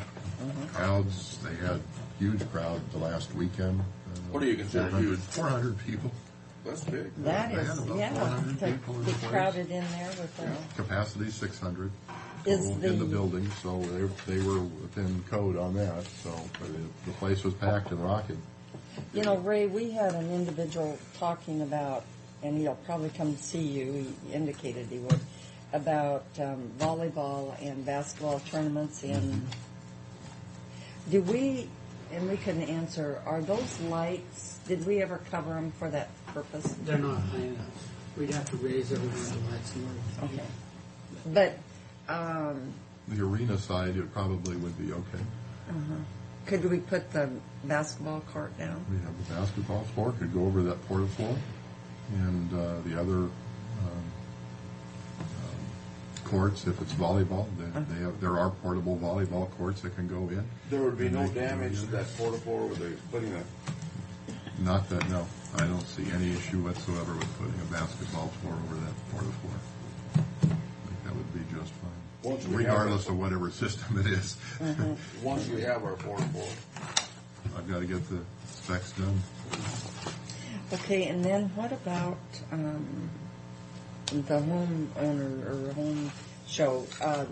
Did you let them know that we are in the process of getting that, and it would be there next year? We told them that we expected it to be in this year, and they had made plans, or they had made that as a mention to their group that that was going to happen, and it didn't. But they are aware that it's on the very top of our agenda to have it in the future, and they're looking forward to that time. Well, we were cutting it thin and things didn't turn our way, so. That's right. Yeah. Did they have a good show? They had a very good show, but it was down in attendance. The weather was awful nice here, Fred. Was it? Oh, yeah, it was gorgeous, and so. Sometimes they'll bring people out. The mornings were bad and the afternoons were beautiful, you know. You can get out and do something, and a lot of people, I think, chose to do that. You know, the other thing, too, is there's a point where it's just too darn crowded. And I think that was what it was last year. It was pretty crowded this 17. year. Crowded I this thought year, it I was thought. crowded this Well, year. That's why I was So surprised that there I'm were less. surprised it's down. But I think people came back. Did they count? They didn't count them when they And came that was back. ticket sales. So Ticket sales, yeah, because, see, that could have then come back. See, I went there Friday and Saturday, and usually I only go one day. I just So- went to one day. So anyway, ice out on the Sunday the 14th, and we turn it over to all the other uses that are projected for the summer. Fred? Do we have something in April? That Yes, we're right Never around home? first. You got that. Arts and crafts. The arts. Well, you've got. No, that's- the Oh, you use meant of it in- would be you meant the, out there. USTRC, Oh. turning it into horse stalls, We got the quarter horse show coming up, but quarter horse shows. So there's getting into that. You have an update on the RV park? Looks like we should be able to open up about the 1st of April. They're looking at completing the project they're estimating by March 26th. I it was think the that 21st, you know, and now it's stretched out. we should have until an the 1st of April. absolutely. I told the guys at the quarter horse show, I said, if they get it done by the 1st, we'll be very tickled. Yeah. Well, we asked, I guess there's a horse show that's coming up Right at the relatively first. soon. Right at the first. And we asked if the tower was going to be available for the south side of the parking lot for the people to use that if everything isn't quite done. And they said, sure, shouldn't be a problem. That was a BMX racing. Is that what That it was for BMX. Same idea. There are people coming in and We're plugging going to in. have our Meeting RVs. space. Right. And we've got So- the 20, we have all of those in the pavilion that we've been using, and then plus those on the south side will be ready. So I think we'll be in pretty good shape for that BMX. And I think we should really have a pretty gala affair for our RV opening so that the chairman can make a rather prominent speech. Oh, I'm not into speeches. We don't care. You're chairman and you have to be. No. Yeah. Well, no, at the grand opening. I'll make that motion. I'll Yeah. second the motion. All in I'll favor be say sick. aye. Aye. I'll be sick. Then we'll tell everybody it was on purpose. And how would you like How can that? you be sick on purpose? Nobody gets sick I'll on purpose. tell people that you did it on purpose. Okay. All right. Can we have a short break, Madam Yes, Chair? we need a short break. All Okay. right. There are just no excuse or no justification. You know, it's odd how it always happens to be on that same day. Yeah, well, we're on to you. If you have time, could you go out and see Rich Turner today about the parking bumpers? They were supposed to have been done by the first. They were turned, but he's got some. And you know what? I'll ask Frank to come out and talk to you about this because I thought the weather was too bad to get them in. Not a problem. Now it's the width between them because apparently they like to tie their horses on both sides of their. Oh, well, let them tie their horses on one side and forget it. I figured since Frank was a horse guy, With horses, you don't want to it would be better tie to too work many of with them on one another side. horse guy because I told him, I said, you horse people just create more problems than you're worth. I said, you guys, just whatever Frank wants, you just give him what he wants. Horse people. Well, I'm glad you didn't say send Neva out. Because I'd say cancel. I'm tired of their. Do we have that in little print? Like little handouts? Yeah. Goody good. Goody gumdrop. Okay, we're here for what? We're just here about Overview it. of what's happening. Just an update, huh? Well, I'm almost suspicious of one of our planners today. But he has his horse trailer, so you can go out and see him today. I'll get by there. We wanted to meet with the board today to You're going to educate us. give us a little. Oh, I'm sorry. Give you just a little department update. As you're aware, we entered into a contract with the regional council to help us with our comprehensive plan update. And we're still in the middle of doing that comp plan update. And we've come across basically the short platting in the agricultural land issue, and we wanted to bring it to your attention. Just not even decisions being made. Just we want to talk about it. But these might be some good Yeah, questions and answers because I get this all the time. And I'm like, I can't give you the information. You need to go talk to planners. Well, the way GMA is set up and how you interpret it and how we administer it from years past, and we just want to basically lay it all on the table, inform you, not asking for any direction or anything at this point. We want to do this in front of the Planning Commission through our workshops also, but we thought we wanted to. Since we're doing the GMA update, it's been 8 or 10 years since we've been in growth management. So Has it been that long? Yeah, so it's time to kind of revisit it and I'll never see how it's forget. working. Yeah. Never forget. We were in it when when was I a- came here. Pardon? We were in growth management when I came here 11 years ago. Yeah. Yeah, well, I remember when we opted in. Did I ever get bombarded at Kiwanis? I bet. Well, so with that, we kind of wanted to go over, we'll just kind of touch on where we're at. Do you want to go through it? We'll just go through it together. Okay. We'll just informally just go through it. What is a short plat in the ag zone? Any short platting in the ag zone. Well, the way the ordinance is written right now, we only allow, short platting in the ag zone, which is 4 lots or less. We don't allow subdividing, which is 5 lots or more. Only if it's only for farm family or farm labor for permanent hired help. And we really struggle with that. Yeah. Well, and you can see that. Well, let's just kind of go through them. What is a short? A plat that divides off 1 to 3 lots for a total of 4 lots, which are less than 20 acres in size, and a remaining farm size is 20 acres. So a 2, a 2, a 2, and as long as 20 acres remains. Right.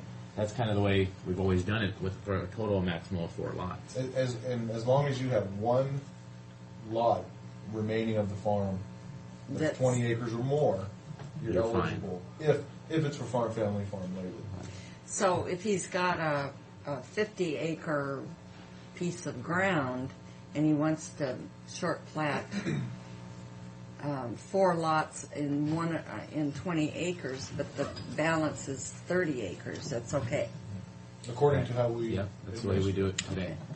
And so, what is the minimum lot size of a small parcel can I create? The minimum lot size would be 20 in the ag zone, but a lot can go down to 2.5 if they meet all that criteria through a short plat. So 2.5 is the See, smallest. that doesn't make any sense. You know, on one hand, you say the minimum lot is 20 acres. Exactly. But a lot can be 2.5. But that's not a short plat lot, huh? Right. Well, it is. The segregation minimum lot size is 20 acres, like our old segregation size. Okay, you guys go away and you bring that back so we can understand. I know this is it's very, very confusing. So that's why I never answer any questions. There are segregation. There's 3 ways to divide property in the state: short platting, long platting, and segregation. But segregation isn't legal, is it? It is legal. It's an exemption of the platting law. It's a way to divide property. It's a large lot. 20 acres, you can do, it's 20 acres above you do a segregation on. Correct. Well, the law allows you to do 5 acres, but we went away from that in 94 because Short the plat, 5-acre long plat, tracts what? just In a caused nothing but segregation. problems. We set it up to where 20 acres, we define a farm as 20 acres in our zoning ordinance. We said if you're going to do 20 acres or more and want to be exempt from the platting law, then you can do segregation. So in order to do a valid segregation, you have to start with at least 40 and have 2 20s left over. So you have platting and segregation. Now, wait a minute. You said we would need 2 40s. You meant 2 20s. You'd have to start with 1 40 to get 2 20s. Right, okay. Sorry. And so just to kind of rehash, how many parcels less than 20 can I create? Well, via short plat, you can create up to 3 of them if the 4th one's at least 20 acres in size. So that's kind of a recapping of the top 2. Okay. And then, do they have to state reasons for short platting? The answer to that is yes in our current ordinance. When somebody comes in their counter and they say, I want a short plat, they have to justify to me why. And people over time have learned the right things to tell me. There's no way to track it unless they're legally created. Right. Yeah. And so with that being the case, we went, so that's kind of the background on short platting. We went and did this. And we went and said, okay, well, we went into growth management in 94, 95. And so let's go and see how our data is looking for the number of lots that we've been creating. Here's a larger version of that. So I had Dan take the GIS, and since 1980 to 1994, I wanted to know how many lots we've created that were less than 20 acres in size out in our agricultural zone that weren't in compliance with our minimum lot size of 20 acres. And we had created 70 parcels prior to growth management over 14 years. Yeah, 14 years we've created 70 parcels. And this is the year we entered into GMA. But Changed our... we didn't have the 20... No, we had 5-acre segs. So there... Okay, but I was going to say before GMA, we didn't have 20 lot size. That's minimum. No, it was 5. That is correct. Okay. So it can be a little deceiving because this is in 95 we entered in a GMA. Okay. In 94 we changed our subdivision ordinance to reflect the 20-acre segregations in accordance with GMA to get prepared for GMA. So basically, this doesn't show segregations. A lot of people in the ag zone did segregations, 5-acre segs. Mm-hmm. Those were no longer allowed to be done, so they had to, if they wanted to do that, they had to go through the formal platting process. Well, they did. That's when you have a farm and you want to seg off your house from the farm for banking purposes. Or say your son's coming home from WSU and wants to help farm, he wants his own piece, those sorts of things. But previously on the 5-acre segs, you could come in and draw up this on a map You can do whatever you want. and just draw it without having it surveyed. Correct. And didn't cost you anything. Well, recording fees. Correct. Yeah, There was no county No, review there on was it. no county review. recording fees, because didn't they just do segs A through lot of the those things assessor? weren't recorded. Yes. Just through No, the they assessor. had to record the record survey. They had to, Well, the survey, but before, they just segged off. Years and years ago, it was just by legal description. Mm-hmm. I think in the year when Bob Booth was here, he went to what they called them large tract developments, and he actually physically required a survey, a record survey to be recorded. of each lot. Yeah, or most people just did the Well, farm any survey is required by law to be recorded to be now. valid. But what I'm getting at, I know people that did this, they didn't survey every lot.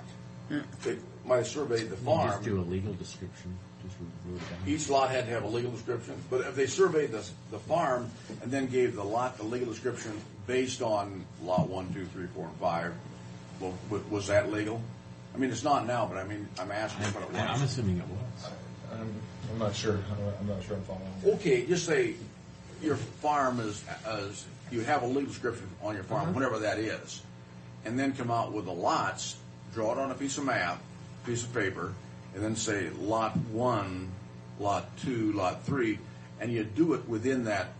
Within that survey. Yes, within that survey. That was legal to do it that way. Yeah, and they just drew. They didn't physically survey each lot. They just drew the line. That's what I'm asking right there. And Yeah.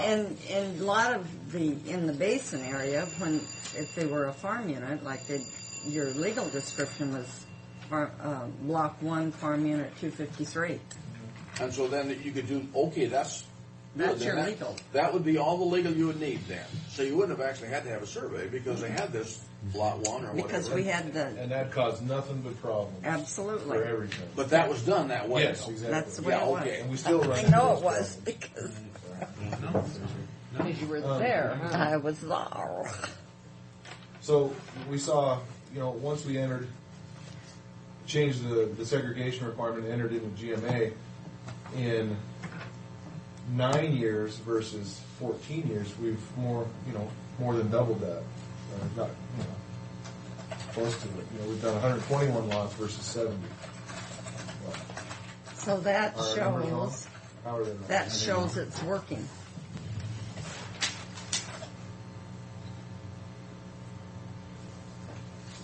We're missing here. What's the matter? There's no year here. Uh-huh. 89. Oh, we didn't do 89.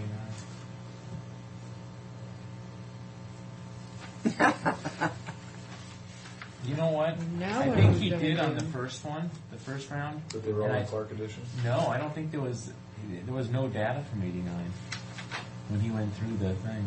That doesn't seem. I know, that seems really Possible. weird. I think he came up because zeros. actually, that's when the Tri-City started to grow again. And that was the year it kind of moved over. But you're saying only 70 lots were developed before? Through the short platting process. Through This plats. doesn't take into account segs. But how many lots are out in Clark Edition alone? Now, Clark's Edition, this excludes Clark's This is Edition. just ag zone. We did just the agricultural zone. The Our ag current property. today agricultural zoning. We didn't want those 1 acre tracts to skew the. Right. Okay. We're taking a look at, because under GMA, we're to preserve our agricultural grounds. And our concern is, Doesn't look like we are. are we And that's what we wanted to see. are we inundating, are we creating too many sellable lots out there to people that are gonna move out there and be in conflict with the intent of the ag zone? And that's kind of That's what a we wanted question. to see, was we were going to update the comp plan. This was some of the data that But we I wanted think to be if you would exclude block 1, Well, we got an interesting map here. if you'd exclude block 1, I think you'd be pretty good, wouldn't you? This is a map showing all the short plots since 1980 in our current agricultural zoning and where they've taken place. It's all in, 99% of them is in the irrigated. They're all they're in light blue. Oh, well, there's a lot. It isn't just block 1. Kind of there. equally dispersed. Throughout the Uh-huh. the west side of 395. Huh. So And there's You know what that kind of tells me is these farm units have been owned by people from the 50s, and now that they're older and they're no longer farming and their kids don't want to take over the farm And they want to stay in their house. and they want to stay there, and that's what it tells me.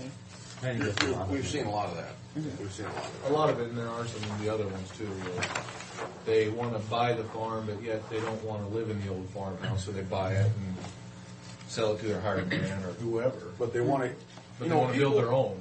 People don't want to build an expensive home on a farm because it doesn't add anything to the value, really. Right, that's what they want to separate it off. They want to break it off, yeah. And it's and a lot of it's financing.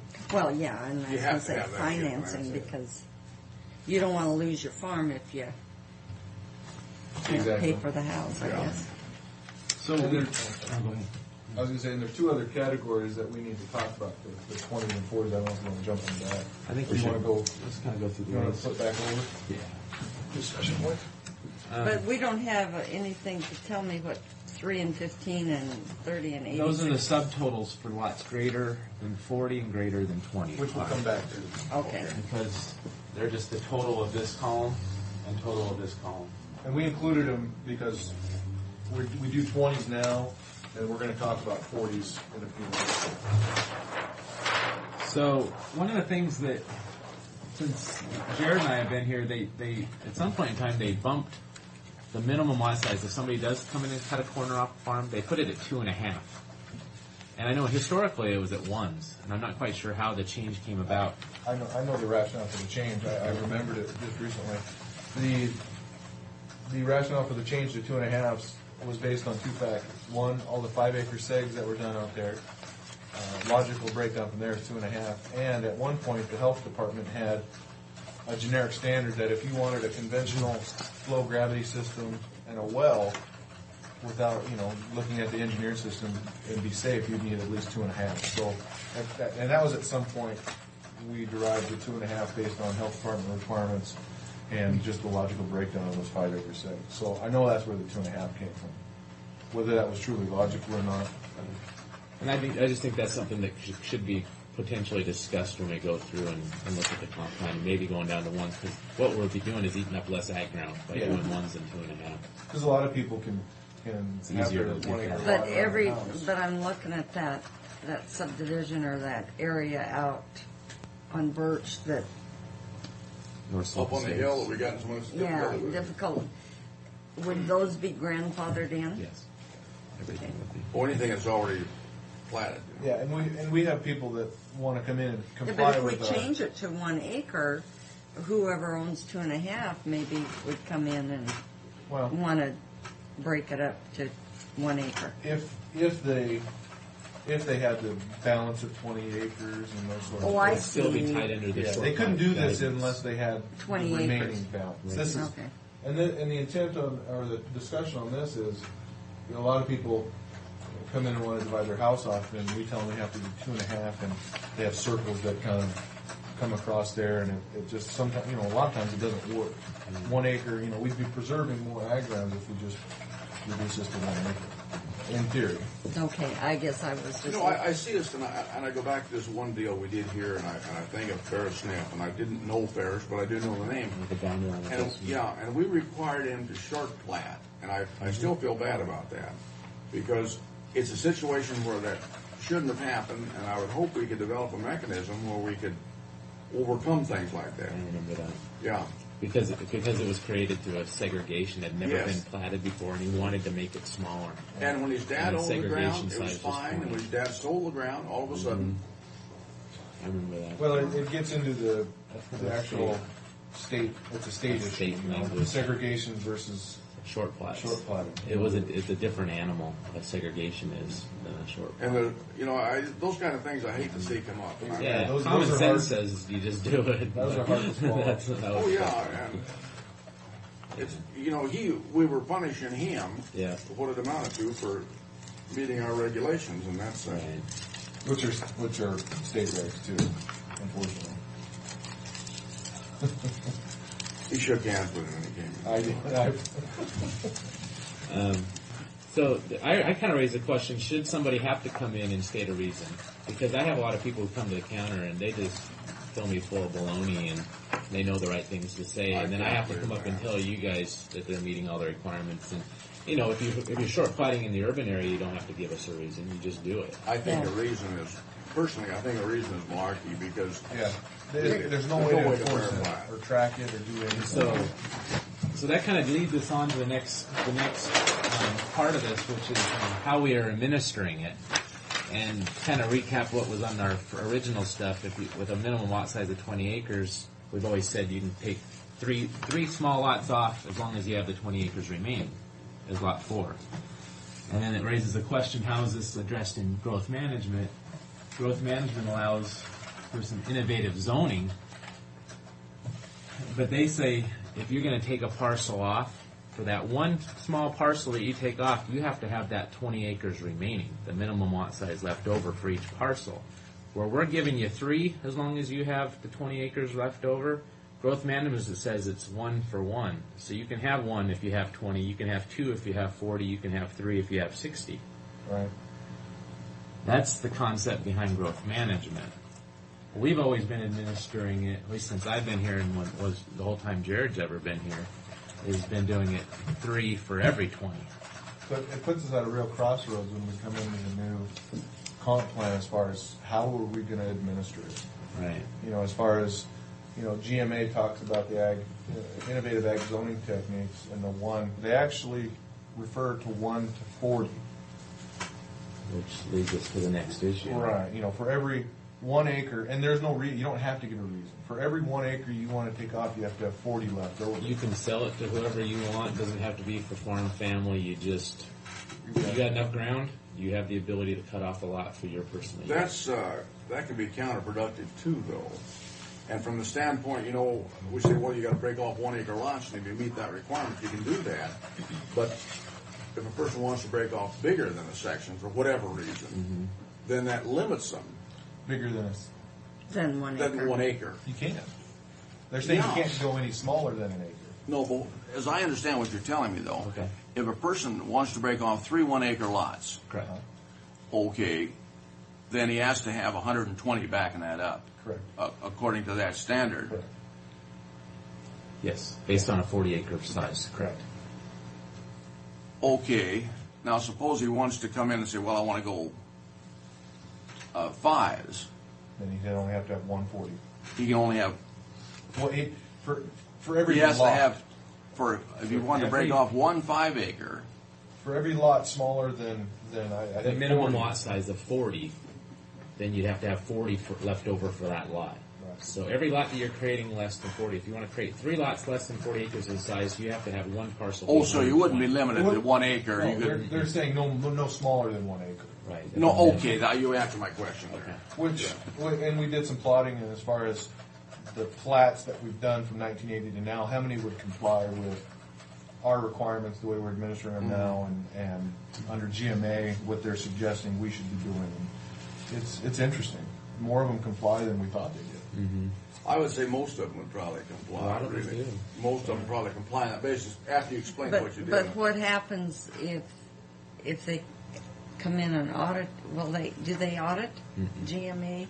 No, it's set up to where a lot of it's you should do this and you should look at this.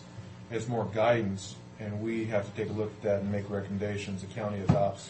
If we adopt a standard that's less than that, the state has a chance to review it, or we could get challenged to the Growth Hearings Board. And there are cases out there that the Growth Hearings Board talk about. Lot sizes in the urban areas shall be no smaller or no greater than this. Lot sizes in the rural areas should be no smaller than this or no greater than this. And ag areas should be no smaller than 40s. And we're not necessarily saying blanket our whole ag zone with 40 acres. Right. We're not saying that. I mean, there's ways of working with the planning commission and whatnot of maybe leaving 20s on this side and coming over here and designating a portion of this side of the county where realistically 95% of the people could comply with really easily because the chunks of ground are so large, and designate some 40-acre type zoning over here to get us through the GMA issues. And most so people they in can't the come back dry and say land. we don't have. That's 40s. all dry land. Most people in dry land, they're primarily except in 17. They're all most of the lots are square sections. I mean, they wouldn't have any issues really with the 40s.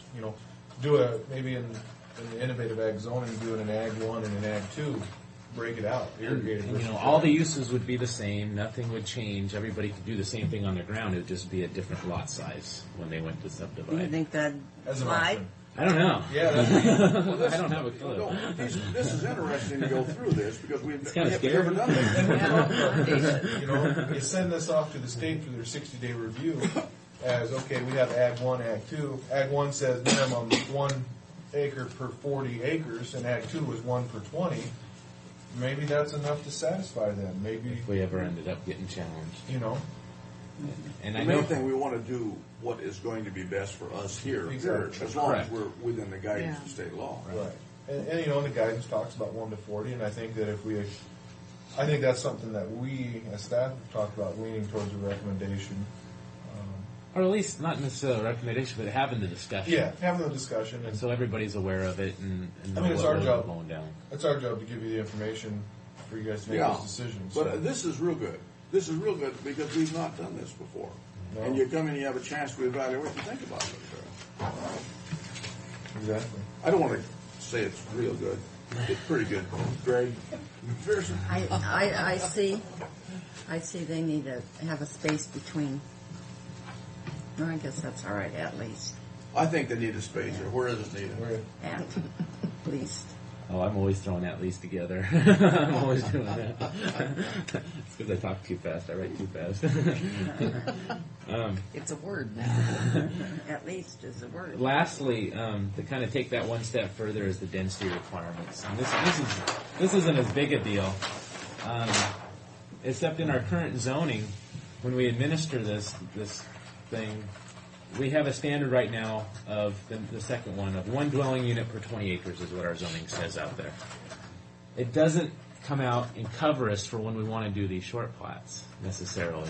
Right. And Changes so, the density requirement. yeah, because if we go and do 3 houses and leave 20, our units, our dwelling unit per acre is actually 1 to 5, when our ordinance is saying 1 to 20. For the accumulative effect. Right. Yeah. And so, what Jared and I are going to probably put together a text amendment soon, integrating some special provisions that cover us for short platting as well as when we want to do our multi-housing authorizations. Because anybody who has a defined farm out there, 20 acres or more, can actually put 4 houses on it Without dividing. for farm family and farm labor without dividing the ground. And so that would increase our density requirements too. So. You know, because in my mind, if you have a 20-acre piece and you're wanting to put 4 homes on it, I think me personally, I think that's unwarranted. I mean, you don't need 4 homes on one 20-acre piece to maintain that as a farm, personally. Right. In the density standard, I think it should be kicked back similar to like the innovative ag zoning techniques. If we do the 1 to 40s, if you want 4 homes without dividing, you have to have, at least But 20 I versus guess 40. This is what they can have without doing a short plat.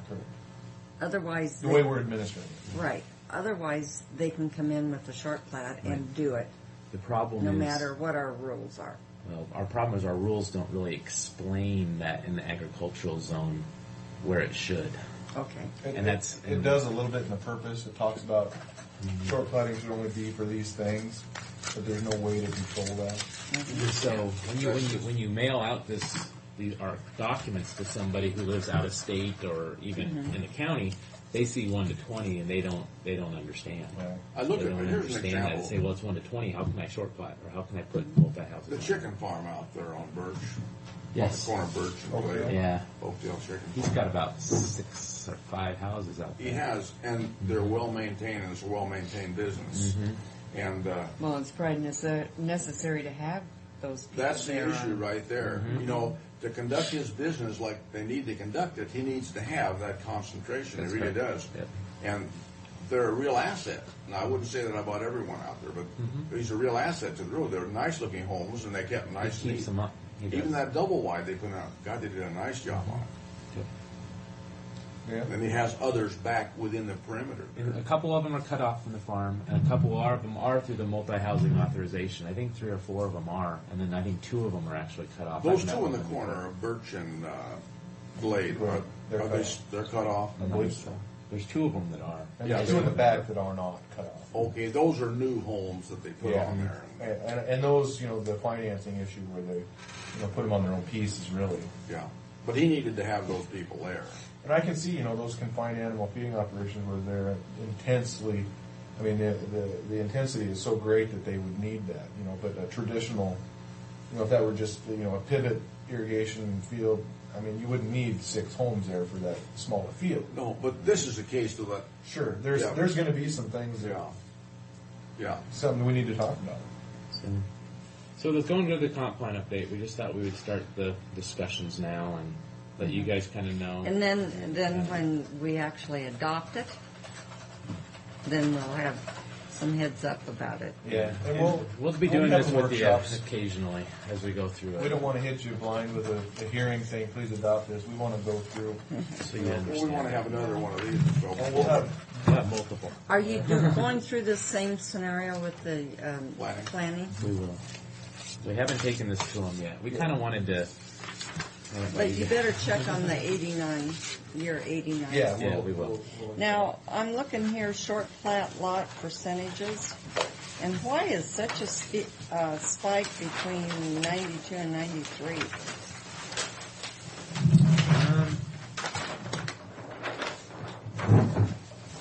That's... Oh, why it bottomed out? No, well, is that what you call it? Oh, that's... Well, they did very few lots. If you notice on the top one, they did very, very few lots in 92 and 93. They only did, they only created 9 lots. Oh. And it looks like most of them were, 5 of those lots out of the 9 were over 40 acres in size. So that's why it spiked and dropped on the 2 charts.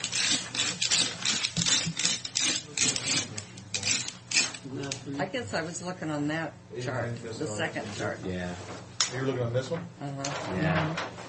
So it's a little misleading just because the lot size is increased, and it's just because they did such a few amount of them. Okay. So. But boy, isn't that a nice chart? You can see it. I don't. It took. And you can see the shadows on the side of the mountain. Dan did. Dan did a nice job. He did an excellent job. Shadows He on turned the this sides around of for the us like an mountains are hour. pretty It He was put awesome. this together for us. We actually. Yeah, the shadows on the Yeah, sides the of shadows are in mountains. the right place on the sides of the mountains. That is what we were looking at. GIS, the way that you have it set up, you can take the information from GIS and do a query and say, show me this, and then he can take that information and dump it into an Excel spreadsheet that he can email to us, and we can take that and manipulate it however we want presentation-wise and print it out, and it's great. I like the term manipulate. Yeah. You mean address it correctly. Well, We I like mean, manipulate it Yeah. as far as Manipulate, yeah. the presentation, the size of the paper, the colors, not the data. I got in trouble for saying that in one of the planning commission hearings. Gonna manipulate, Yeah. yeah. Gotcha, huh? There was that's one other good. thing that we wanted to talk to you guys about today, before we get out of here, was the issue of the DNR lands. Yeah, do you guys have... Please take just a moment to do it. Okay. It's come to our attention that the Department of Natural Resources You're eating is... into Fred's time, so ask Fred. Oh. I've never been able to get rid of them yet. We've been hearing a lot about how Department of Natural Resources has been selling a lot of the grounds around Pasco and Kennewick. They've been taking this money, they've been putting it into a pot, and they are required to then go and re-spend this money by other land purchases. It's our understanding that they've been going out into the agricultural grounds and negotiating numerous different purchases to purchase agricultural ground in Franklin County. Whether it's wildlife, fish and wildlife habitat, whether it's just Or regular for ag leasing, ground. ag ground, whatever. There's But been it, several high-profile ones recently. we adopted this critter right here last year. We've been meeting with our Natural Resource Advisory Committee. This is based on the Customs and Cultures, the Catron County Ordinance. Yeah. What this plan says is 11% of Franklin County, at the time this was adopted, of our total land area was owned by federal and state governments. And obviously by that percentage, that affects our tax base.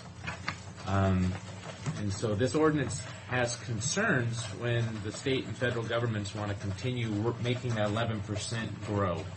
because through land acquisition, because of what it does to our tax base, what it does to the guy who has to compete with these agencies in purchasing this ground, because obviously the agencies have more money than the average guy would. And so it came to our attention, so we contacted the Department of Natural Resources, and she'll be addressing a letter to the Board of County Commissioners explaining kind of what their plans and processes are for purchasing ground out there, and in their opinion, what the tax implications are for the county. Is that Judy Wilson? Yeah. She came in and explained that once. Well, It is, no, it's somebody else. It was somebody Julie- else. No, Judy came in though. Julie No, came in. no, not here. Brewster. She Judy didn't came come. in and talked to me They- about it one time. They talk And about then she was She going to come canceled. back and talk to the whole group, and she didn't do it. they talk about, you know, well, we're buying this property and then we're leasing it, so you're still getting a leasehold, leasehold, tax or but something but like it's that. far from Oh, anything there's property that. tax. Well, the problem is, Explain to me on the leasehold tax. And- Well, I mean, it's not even probably, close. It's probably 20 or 25% Yeah, quarter, of maybe. what you or I would Maybe. have to pay. Maybe. Oh, Maybe. not that. Yeah. Boy. That's well, the generous. thing they justify it by saying we get our taxes just the same with a little variation. But it seems to me there's quite a bit of variation. And the hooker that they have on this thing is that the farmer can usually stay there and farm it. If he's losing it, he can stay there and farm it and But live there even and farm that, it. that is not our issue. It's the No, tax it's that we receive it's here. the tax, and they remember they said, the young man came in, and he was an ag forestry graduate, and I know him, but I can't think of his name. Anyway, he said that was the premise under which they were operating, was that we would still get our fair share, but I don't think that's happening. No, that's not right. I was just, you said several sales. Now, I want to just check with you. I went back and checked on the sales since '01, and these were the ones I got from Steve. Mm-hmm. And Prudential had sold about 800 and some acres to DNR. There was a guy named Stryker that had sold the right of enjoyment. 20 some odd acres or so. No, 119. Oh, was it? He Was sold that the whole the thing. orchard? He sold 119, but on that 119, he didn't sell the ground, and that wouldn't become part of our He did the record. wetland Yeah. easement. Well, we had an assessment on it of about 2,200 an acre, though. What he did was, they drew an he easement deeded around over the the use of the ground. property. And It's an easement deed, is what they Yeah. got on Basically, that. the He still ground's owns now it. useless. He owns the Can't ground, tax but he on can't it. farm it. but he can't farm it, so he claims it's not worth anything. But Dell Wisdom is also dealing on out here. Now that's the one my that understanding, they're Kevin looking at was it. pretty upset about. Yeah. Kevin Heinen. But our situation, I'll interrupt you just a minute, but on this Stryker ground, once that we change the assessment on it, then they have impacted us, and this is where our ordinance comes into play. So we should, in other words, they've already violated our ordinance, which is federal law, that they cannot come in and impact your area. Well, on the tax, no net, what's that statement? Well, No net? the criteria is that the county shall suffer no net loss in tax revenue. The private property interests are protected and enhanced. The citizens of Franklin County shall suffer no adverse aggregate economic impacts. To increase opportunities for local economic development by increasing the amount of private, non-federal, or state land within the county. And we have a whole laundry list of things. And basically, when they start competing, I think the biggest issue is when they start They're competing competing. with the average guy who could be going out and farming that ground, they can we could be outbid getting, him. and they can outbid him, and we could Right. be getting the full amount of taxes from them. That's, I think, where it starts getting a little stepping on the But toes. here's where we as a board, if we're going to enforce this, Yeah. Greg sent a letter, and we need to do something the same as that ourselves here. We need to have a letter written, and we need to sign it as a board and send it out to these people, say you're in violation of Yeah. not county law, but federal law. Which, I spoke with the DNR representative yesterday down at Road 44 out of the Pasco office, and he said he would be more than happy to arrange a meeting as well. I can coordinate that if you like, to have him as well who did as you the, talk with down there. I don't remember his name. He's a nice guy. I don't remember his name though. But he said he would get the people from Olympia, Julie and the people I spoke to who were writing you a letter, and have them come over. We can set up a meeting. We can have, I know a couple of the gentlemen who are a part of this would love to come in and sit in on that meeting. There's And- those gentlemen called us Matarola and Yeah, Dover. they're pretty fired up about it, and have a meeting with 5 or 6 folks and get the folks from DNR to come in and talk to us in the next few weeks. Well, there is some meeting apparently that's supposed to be held this Friday, and it seemed to me it was Shannon McDaniel was mentioned. Now maybe he was trying to get a meeting together or something like that, but I was told that. Okay. I don't doubt that there is, Sue. I haven't heard of it, but I don't doubt there is. Yeah. Okay. So just to kind of get you up to speed on where we're at with that and what's going But, on. Well, we Just put that before we thing leave, together for a reason, and do you we should- ladies favor us sending a letter here? I do. Sure. Can you come up with a letter for us? Yeah. Who do you want it written to? Do you want it written to Julie? No, Yeah, I think the- good of to Doug Sutherland, Doug. the secretary. Okay. One last thing, promised Mark Nielsen that we'd talk to you today. The word furious is a word that he used and wanted portrayed in regards to Karen Wood, the Department of Ecology, that we sent that letter that we CC'd to everybody. She initially indicated that she would accommodate. She kind of accommodated halfway. She's still required that every person that's entering data attend training, but the training was in Richland instead of... Yeah, she brought the training too. So, and according to Mark, the training was absolutely useless. They got nothing out of it. Did they go through it? Yes. So he just wanted to He let you bit guys his tongue the whole time. We want to let you know that they did not accommodate them in the way that they said they would.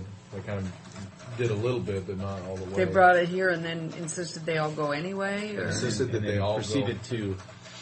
Mark said that he could have had one employee show up, listen to them all day, and in 5 minutes repeated all the pertinent information to his employees. Isn't that something? I think that needs to be shared with somebody, maybe not in a letter or maybe in a letter, but I you know, think- it's just a waste of it's job security. Somebody's got a job that doesn't need to That's be the there. only ticket right there. And not, so. well, and it's an accumulative effect because Walla Walla came. They had Yeah. 5 or 6 people there. Adams County came. Well, how I would like to get their take on it. Mark's talking to him. Well, then I think they should, as a group, Yeah. sign a petition to their county commissioners, whoever is the designated authority, like we are, and then we say, this came to our attention this way, and we and write another letter. Why couldn't we do it in a consortium the way we do in some Yeah. other things with Denton County, where we all would sign off on the same petition and then give it to the head of the Department of Ecology? Yeah. Right? And CC it. 3 or 4 I counties. still Yes. think we should CC I think it. I like that. Because Yeah. this is a waste of state Oh, people and need to local know. taxpayers' money. Well, it's And we have none it's to a waste. one-upmanship for a power play is what it It amounts is, to. exactly. Strictly a And power I play. think we should state that in there. I don't think we should be Yeah, I just don't want to mince words. Mince It's the time we power call it. play. We Yeah. call it what it is, and then that's just like it. that little redhead across the street, Yeah. river. Across the river. She's not so little anymore, Neva. One of the You haven't things, seen her lately. one of the things that really got Mark's goat was the mandate for everybody to be there. At the last minute, Adams County wanted to send an additional person to learn, and Ecology refused to let them come because they didn't sign up in time. Yes. Oh my gosh. Hey, they run a tight ship there, I want to Hey, tell you. why don't you have Mark, see if Mark will contact the necessary people and tell them what we talked about. Okay. And about coming up with a letter with all the county commissioners in all 3 counties. You, time is up, planners. Thank you ever so much. That was very informative. Sign that, and we're not all 3 going to be at the same time. You're not going to be in session at all next week? No. Nope. Not unless we do it Friday. I'll be back Friday. Well, what if I'm expecting to have a rebuttal from her, and by next week? Should I wait until we receive the rebuttal from what I requested of her? I wrote her a letter requesting her to explain to us what the heck's kind of going on. Should we do a rebuttal to her letter? Okay, that's probably best. Wait And and see what. then we can sign it that next week. That's fine. We can get Good it following idea. Monday. If you Okay. get Are it you back. reconvening the week after next down there, or are you still here? Heck, Down I don't there, know. I think. Oh, we're down there by then? We won't be down there. We won't be moving until the end of March. We won't be down there. Okay. We'll be I here. don't know. We'll still be Play here. by ear. Yeah. Okay. All right, thank you. Thanks. Oh, hey, Welcome back, Fred. ladies, Let's something- see your umbrella. It looks cute. Is it a newspaper? It's me when I did an internship down in California. Oh. In Marin County. Cute. That's neat. So now everyone has to know I work for a university. Yeah. Ladies, one thing we need to take up today, we need to decide on who has what as far as the offices down at the new building. So, because we're gonna move over a period of time, we have to move our own stuff down there. I've already picked mine out. Yeah. We need to, I know I picked mine out. we need to draw on the offices, ladies, so we can decide where we're gonna be. All Where right. do you want to be? I want to be Yeah, whatever blank- I you need get. a blank I want to be sheet. whatever I get and draw. Yeah. That's the only. I'll probably draw the best one. as But we need to usual. number them 1, 2, and 3, and then draw them, and then that's it. And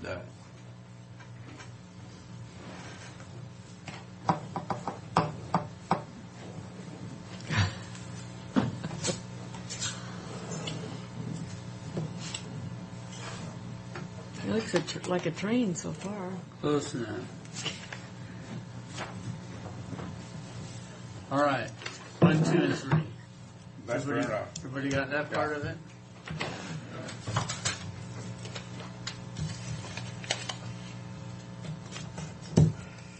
So I'm just curious, who's going to draw first? The oldest. And the youngest last.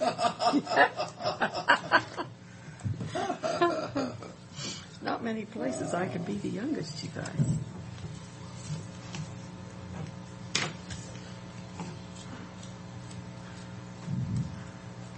The easiest way would be the one who's held office the longest, right? well, When we that can was- start moving our stuff down Oh, you individually bet, too. because we got to I move our don't pictures care. and stuff down. We can do that ahead of time now. Once we're set on an office. I'm not moving anything till I get back. I got enough to do. How about we have Mary draw them out and just flip them Yeah. on the little cards? That's fine. Yeah, then we can be mad at Mary. Brent's sitting right back Want to put Brent? Yeah, I'll have Brent do it. Is that what you want to do? Yeah, let Yeah. Mary draw them out. Let Mary Brand's draw them gonna out. do it. We're always Okay. mad at the paper. anyway. Okay, now we haven't. Well, how's that? What's that? How you figuring this? I mean, he's going to draw. He's going to draw. He's gonna grab these three. He's gonna hand these. Oh, to them okay. one. All right. That That works. work? I was just going to say, what's he going to do with all these? Yeah. Just, I'm gonna stop in your hand.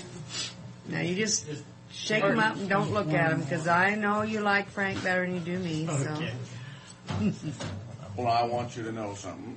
Really, I don't care which one I get, but I just want to know which one I'm going to. I just want somebody to make sure that, Yeah. thank you, that I know. Show me, Fred, what the numbers are again. Which one do you got? Neil, you got. It's Neil. I have one. Two. I have 3. So which one was the good office? I don't know which one is a good office. I wanted 3. That's the one I wanted, but Well, trade him. no. She's mad now. She's not going to. Oh, sorry. I don't even. I can't keep it straight where they are. I'll have to ask somebody. where else Okay. one is. Yeah, so there's no argument. Thank you, Brent. Yes, Brent, thank you. Oh, I I'm can- mad. I'm not going to thank you. It's all Brent's fault. Yeah, it is. I'm gonna put my glasses Good grief. on. Okay, first resolution is the information services vehicle. If you go to page 1, that's the minutes on that. From what I understand, Already read 'em. apparently you guys have forgotten that you approved. Well, it. how could we remember from October 8th, for God's sake? And you got your vehicle right away, and so did juvenile justice. Okay. Well, anyway, I mean, why It's wasn't there. it taken care of at the time? Well, because the road department was using it for chip sealing at the time, and they were Okay. still using it, because what had happened was the road department traded John, the little vehicle, for the big truck with the Tommy list that John Yes. has been having. Uh-huh. And in the meantime, they took the courthouse vehicle out and they used it as a pilot car during chip sealing. And so that's how come they didn't get the vehicle right away. It's because it was already in use, and they said as soon as they were finished using it, then information services can pick it up. Well, that was after the fact that we had gotten our vehicle. So, and it basically it got forgotten is what had happened. Well, that works for me. You need a motion But on what that? I don't understand, and that's what I said when it come up, when you were gone, is how is one vehicle going to help that department when all of them are going in separate different ways? How are you going to control that? Well, How are they? that vehicle be parked right out here, and I suggested that they let one person have that vehicle, or no, the gas card. One person maintain the gas card, not all of them. But that they have a canopy put on it, and then Clyde build them a box so they can haul their equipment and the computers and everything back and forth and all around, because they take care of South. I don't know if they still take care of them or not. But they take care of the track, they take care of now the annex, they take care of public works, and they take care of emergency management. But and that's the whole point, Fred. One person is going to be maybe out at public works, and the other person's going to be down at the annex, and somebody else is going to be at track or here at the courthouse. And it could be. And so are they going to be wanting 4 vehicles eventually? No, that hasn't been brought up. The whole thing was just, with that one vehicle that they'd be able to keep Okay, their... It doesn't matter if it hasn't been brought up. It could be. But that's my concern. Well, hopefully there'll be some coordination there, unless there's just a powerful emergency everywhere. Well, I can see your concern, Eva, that, it could branch off into something else, but, this board has control over that. Yeah, But we do everything else. Do you want a motion? Yes. It's up to you. If you guys don't want to approve this, we'll just have Public Works. Have we gotten the canopy on it? No, we haven't done anything. That's another motion, is it not? We have $1,000 for the canopy, and it's just estimated $1,000. It could come in less than that. They should be able to pick up the canopy for us now. Did you make a motion, Sue? What's the resolution number? 2004-113.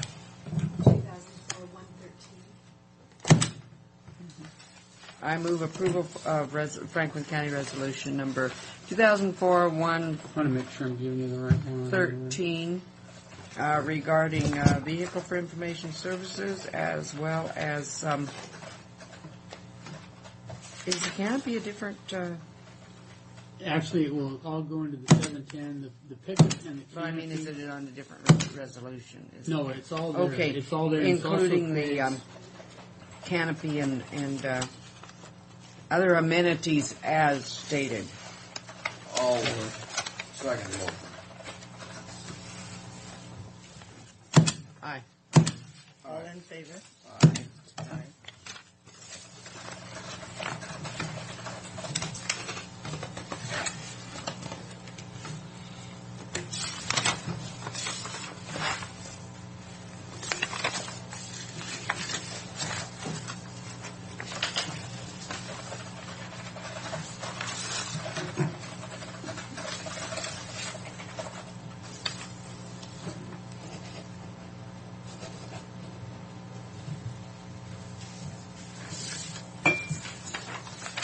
You can always tell she's mad when she kind of slings things.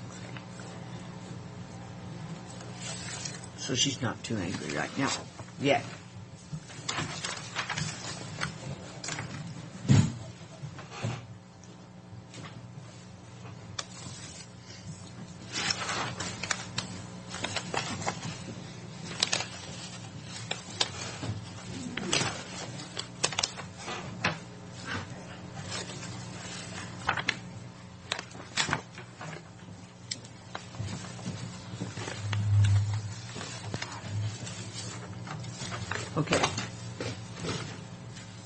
Apparently there has been, I'm not real familiar with this issue, but there was a request by the auditor's office to allow overtime for the moving of the licensing department.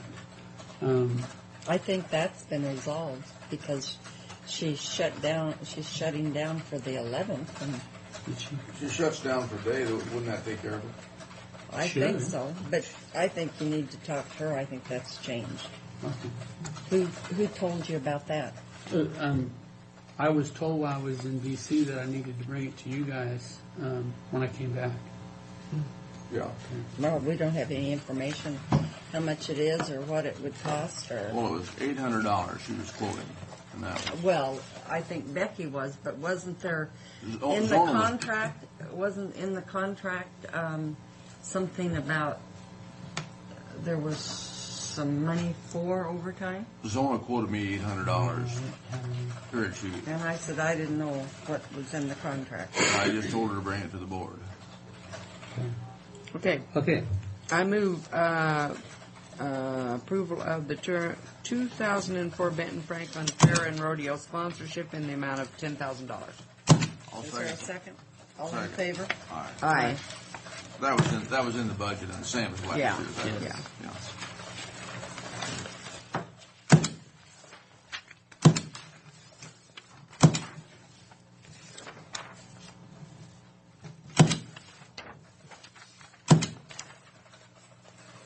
I see they got a new marketing person, huh? Now, is this It's part of Lori the resolution? Lancaster. I believe that is the, yeah, it is. You know who that is, don't you? That's the sponsorship My agreement. sister. Sister? What, is she on the fair board? No, she's actually a hired employee. She ran, I think she managed the Prestons out there at Preston's for a while, as well as some other things.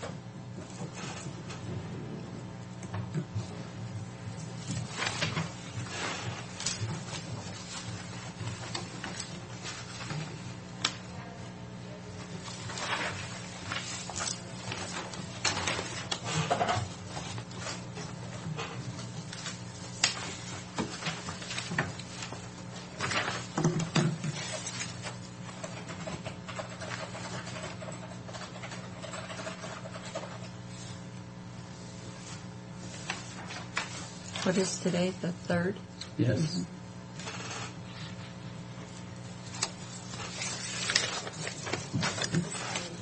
Oh.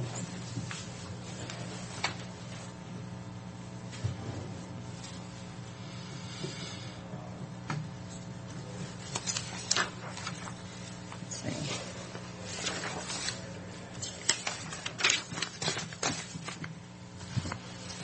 No, you need to sign, don't you? Oh, no, you started out. Yeah, I All did. right.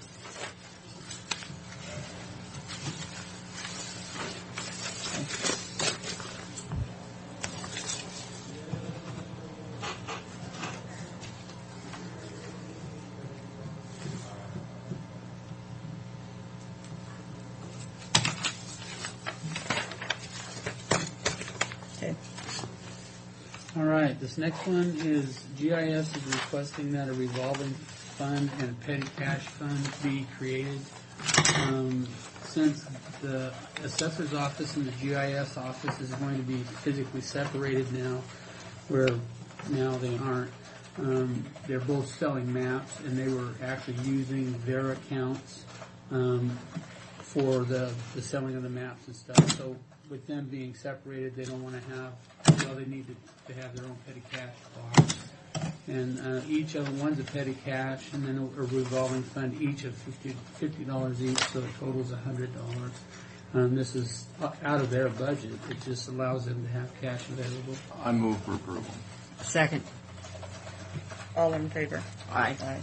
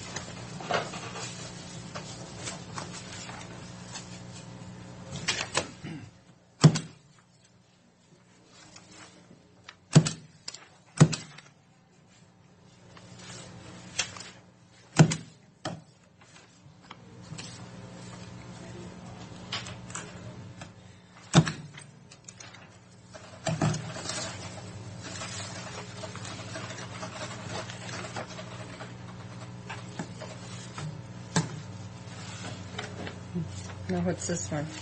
Well, apparently you knew more about it. I know nothing about it.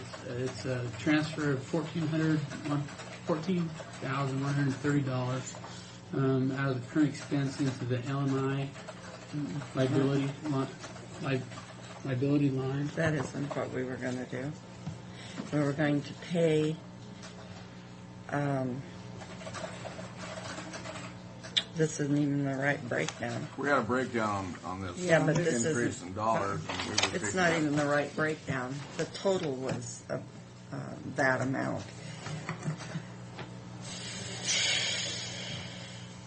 Well, We're going to pay 11,000 something out of our contingency fund for current expense, and the 5921 out of the L&I reserve fund.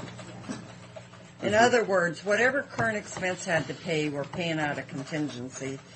The road department's going to get their funds out of L&I. Because when we get these refunds from them, we put the road department and current expense in the L&I fund. This was to make up that deficiency that everybody's going to have to pay a portion of, Fred. okay. The total of the two make up our portion of the county's deficiency and the L&I overall fund. Want to prove it written up correctly and then sign Yes. it? Or? I mean, the check is already written. It doesn't matter when we actually do the... Okay. The, So Franklin County is going to pay $11,000 out of contingency. Well, Bridget's got the And then, Exact figures. exact figures. Okay. Well, I'll get back to And her then- we'll take a look at it. The whole point, we were going to take it all out of contingency. And then Frank wants to take the road departments out of L&I. And I said we couldn't bill, I didn't feel like we could bill the road department their $5,000 because when we got refunds, we put their refund in that one fund. And I don't think they had gotten any furniture or anything out of that fund. Maybe they have, and I've We're forgotten. going to get a but- lot less furniture out of that fund from now on, I want to assure you. Yeah. Well, we could turn around, we've got 10 months to turn around 2003. You remember the situation out at your Fred? Yeah, it seems like we go through this every year or something. No. Not this one. Not No. this, because we haven't See, come up we're, with we're in jeopardy of losing our retro pool because our experience is so bad. And Darren's going over Thursday to represent us in Olympia. because I just don't feel I can take the time. But we did a conference call, and then Sue and Frank agreed that the approach we should take is to stay in the pool, look at having a outfit that well, how do I want to say it, that actually works the cases for the whole pool, not just Franklin County. And we'd all pay percentage. There's a reserve in there of about 200,000. But our approach from Franklin County is not to touch that because we might need that to close out our pool if we're forced to by L&I. But just leave the kitty alone and hope it gets back to where it was. But And we've had some anyway, bad experiences. our assessment is this, and we might not. I mean, we might get a refund for 2003 if we can turn it around to hire these people to work the If we do- cases. Even if we don't get a refund, as long as we don't have to come Pay up. anymore. Yeah, pay anymore. But that's what's happening is they're paying out more than we're paying in. Well, they've had And we've done it for 3 consecutive years. too many cases like Bill Corbin and some of these that really add to it. And we're not actively closing claims like we should. And I think it's throughout. I'll tell you, I'm about the only commissioner of the counties that belong that even attend. Yeah, when I went that time, no commissioners attended. And it's all staff, and I don't think they're taking it seriously enough. They will now. They will Yeah. now. Yeah, because there were commissioners on the conference call Yeah. that were there. You start having to hit your reserve to pay your Well, efficiency. this, and this is the first thing I Yeah, heard about. it just come up, and we had to cut the check and get it in by the 15th of March. Was the check possibly $19 or almost $20,000? Yes, 20,000. Because Yes. this 14,000 comes out of contingency, and this 5,900 comes out of the L&I fund. So That's it sounds to me like the resolution's drafted up right. Because I was, in the very beginning when we first started talking, it sounded like the total bill was 14, but it sounds like it's 20,000. It was 20,000. Yeah, it we is. talked about And that. so the resolution is right, because 59 is coming out of L&I and 14 is coming Yeah, out of but she contingency keeps calling reserve. it liability, and it isn't liability. Our liability is risk pool. Dang. This is our deficiency payment on that. So it's not the insurance liability line. It's the L&I fund. Well, it does. It says right here, miscellaneous expense L&I reserve fund number. And then it says, and then, okay, so insurance liabilities, no. It's being transferred into the insurance liability line item. That's how I'm reading that. Okay, all right. So this resolution is right then. It shouldn't be liability, though. Liability is when you fall down the stairs and break an ankle. That's our risk pool. This is different. Well, then really the only thing wrong with this resolution is the insurance liability line. It We should don't be have called any- something else. Yeah. Or that should should be just called- be taken out of it. It should be 46001, insurance L&I. I don't know why they don't just take it out of contingency and forget about transferring. Why do you have to transfer it to anything? Was this, didn't you just tell me that Frank wanted to not take it Well, all we're out gonna of take- contingency? But just take it L&I. out. But just We take it want out. to take current expense out of contingency. Right, that's right. And we want to take, 5,900 out of It's L&I. because the check had already been cut. Could that be? What's this, Mary? Because the check had already been cut. I don't know. It shouldn't make any difference. We can make the adjustments, no matter where it came from. We can make the adjustments back to those spots. I don't know why, I don't know why we're transferring out of contingency. We can pay it out of contingency. Yeah, without just pay it. Okay, Period. I'll just bring it back to you. It's already been cut and paid. For Well, is that gonna? No, Waiting another week no, isn't gonna hurt anything. no. I mean, because it's a done deal anyway. Yeah. We've already approved the payment because he's got to hand carry it. It's got to be paid to L&I by the 15th of March. All we're And they're talking having about- a special meeting on the 4th of March. All we're which talking about is the Thursday. verbiage here within the county. to keep it Yes, straight. yes. Okay, the next one is a change order number 3 for Siefkin and Sons Construction on the work relief portable. What had happened was they had finished the work relief portable. They had basically sprayed down the building, and we ended up having that big flood rain, and it Did we- washed the side of the building 16 back off. So we had to go in there and put ourselves in the rain gutter to keep that from happening again. So they had to come back in and retreat it. So that's what this change order is for them to come back in and do that retreating of that. And how much is that costing us? Is $245 including tax. All right. I move for No, approval. I'm sorry. It's $182.47. 47 cents. I move for approval. I'll second that motion. Second. All in favor? Aye. Those kind of changes we can handle. Aye. Aye. We already did that. I didn't participate. I'm just trying to participate, so we have 100%.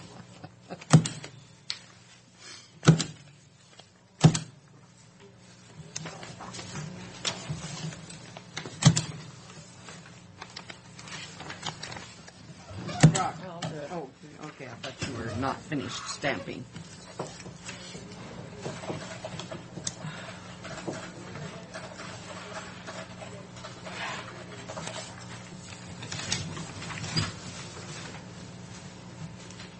Gee, aren't you glad you came back, Fred? Yeah, actually, I was kind of glad to get home. Here you come back, Fred, and things were all messed up. It's going to take you a week to find out what we've done when you were gone here to mess you up. Yeah, it took, well, just think how much work it was on our part getting you messed up. We're so used to But doing again, things correctly. I think any excuses that you've come up with so far are pretty feeble, Fred. So. Yeah. Well, I could tell you were pretty mad. You broke the sucker I gave you. Threw it on the floor. Tossed it right on the floor.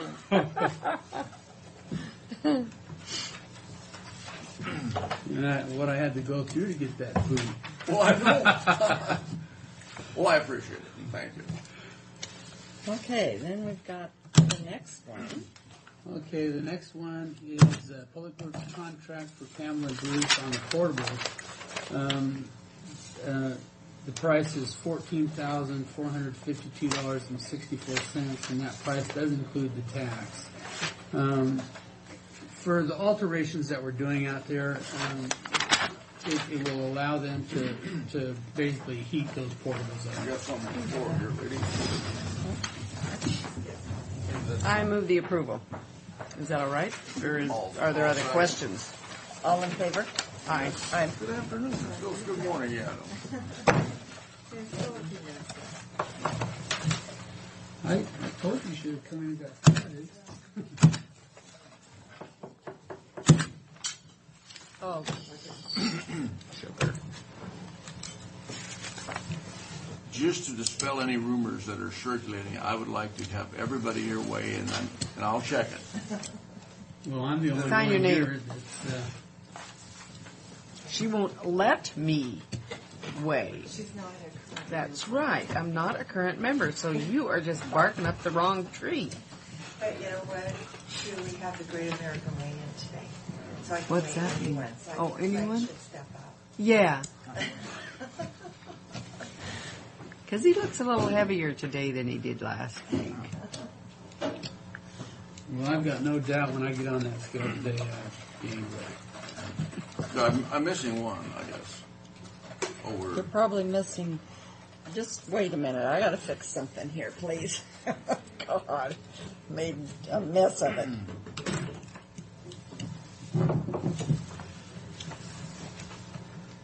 And then pretty much just the rest of it. The rest of it's always fun.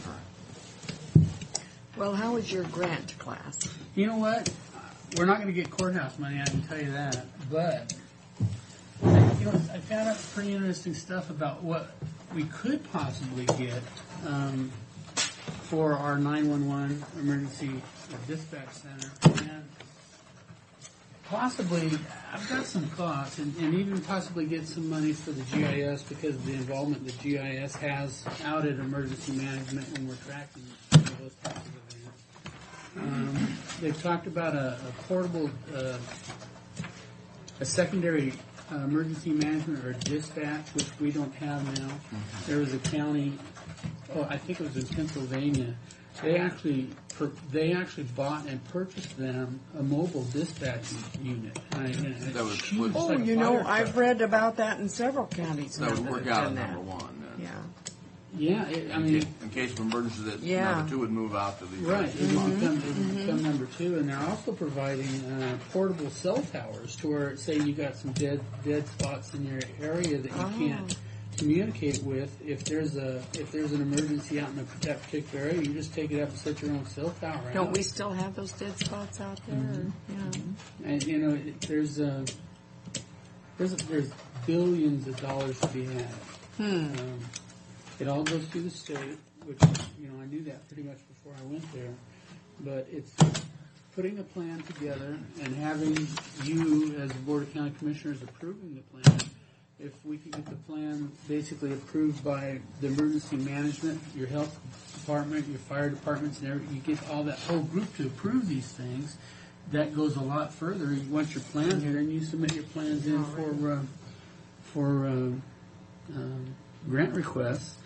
So I thought maybe, and I have some ideas possibly about track. You may or may not be interested in it, but it could also become an emergency regional center, because it's so large. And what happened with the Hanford fires, where all the fire districts came and they stayed there and they fed them and provide space for that.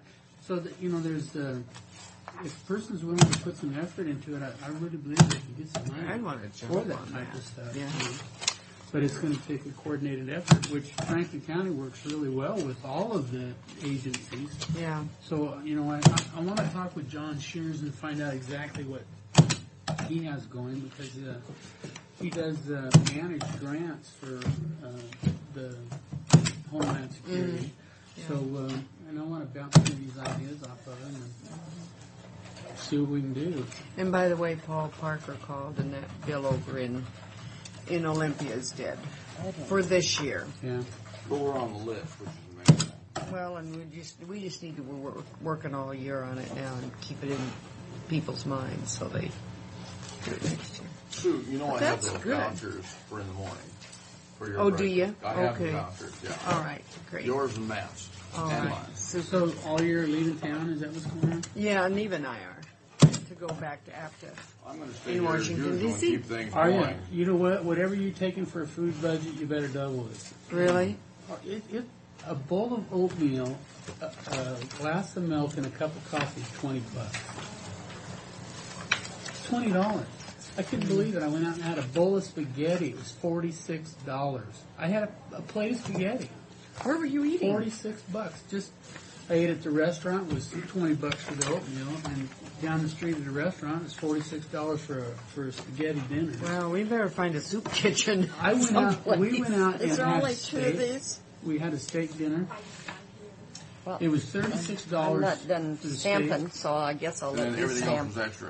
Potatoes was extra. Your vegetables was extra. Well, see, You at know, Ruth Christie's that time Leo took us there, that's the way it was, but it wasn't in other places. $67 Oh, my for a steak gosh. dinner.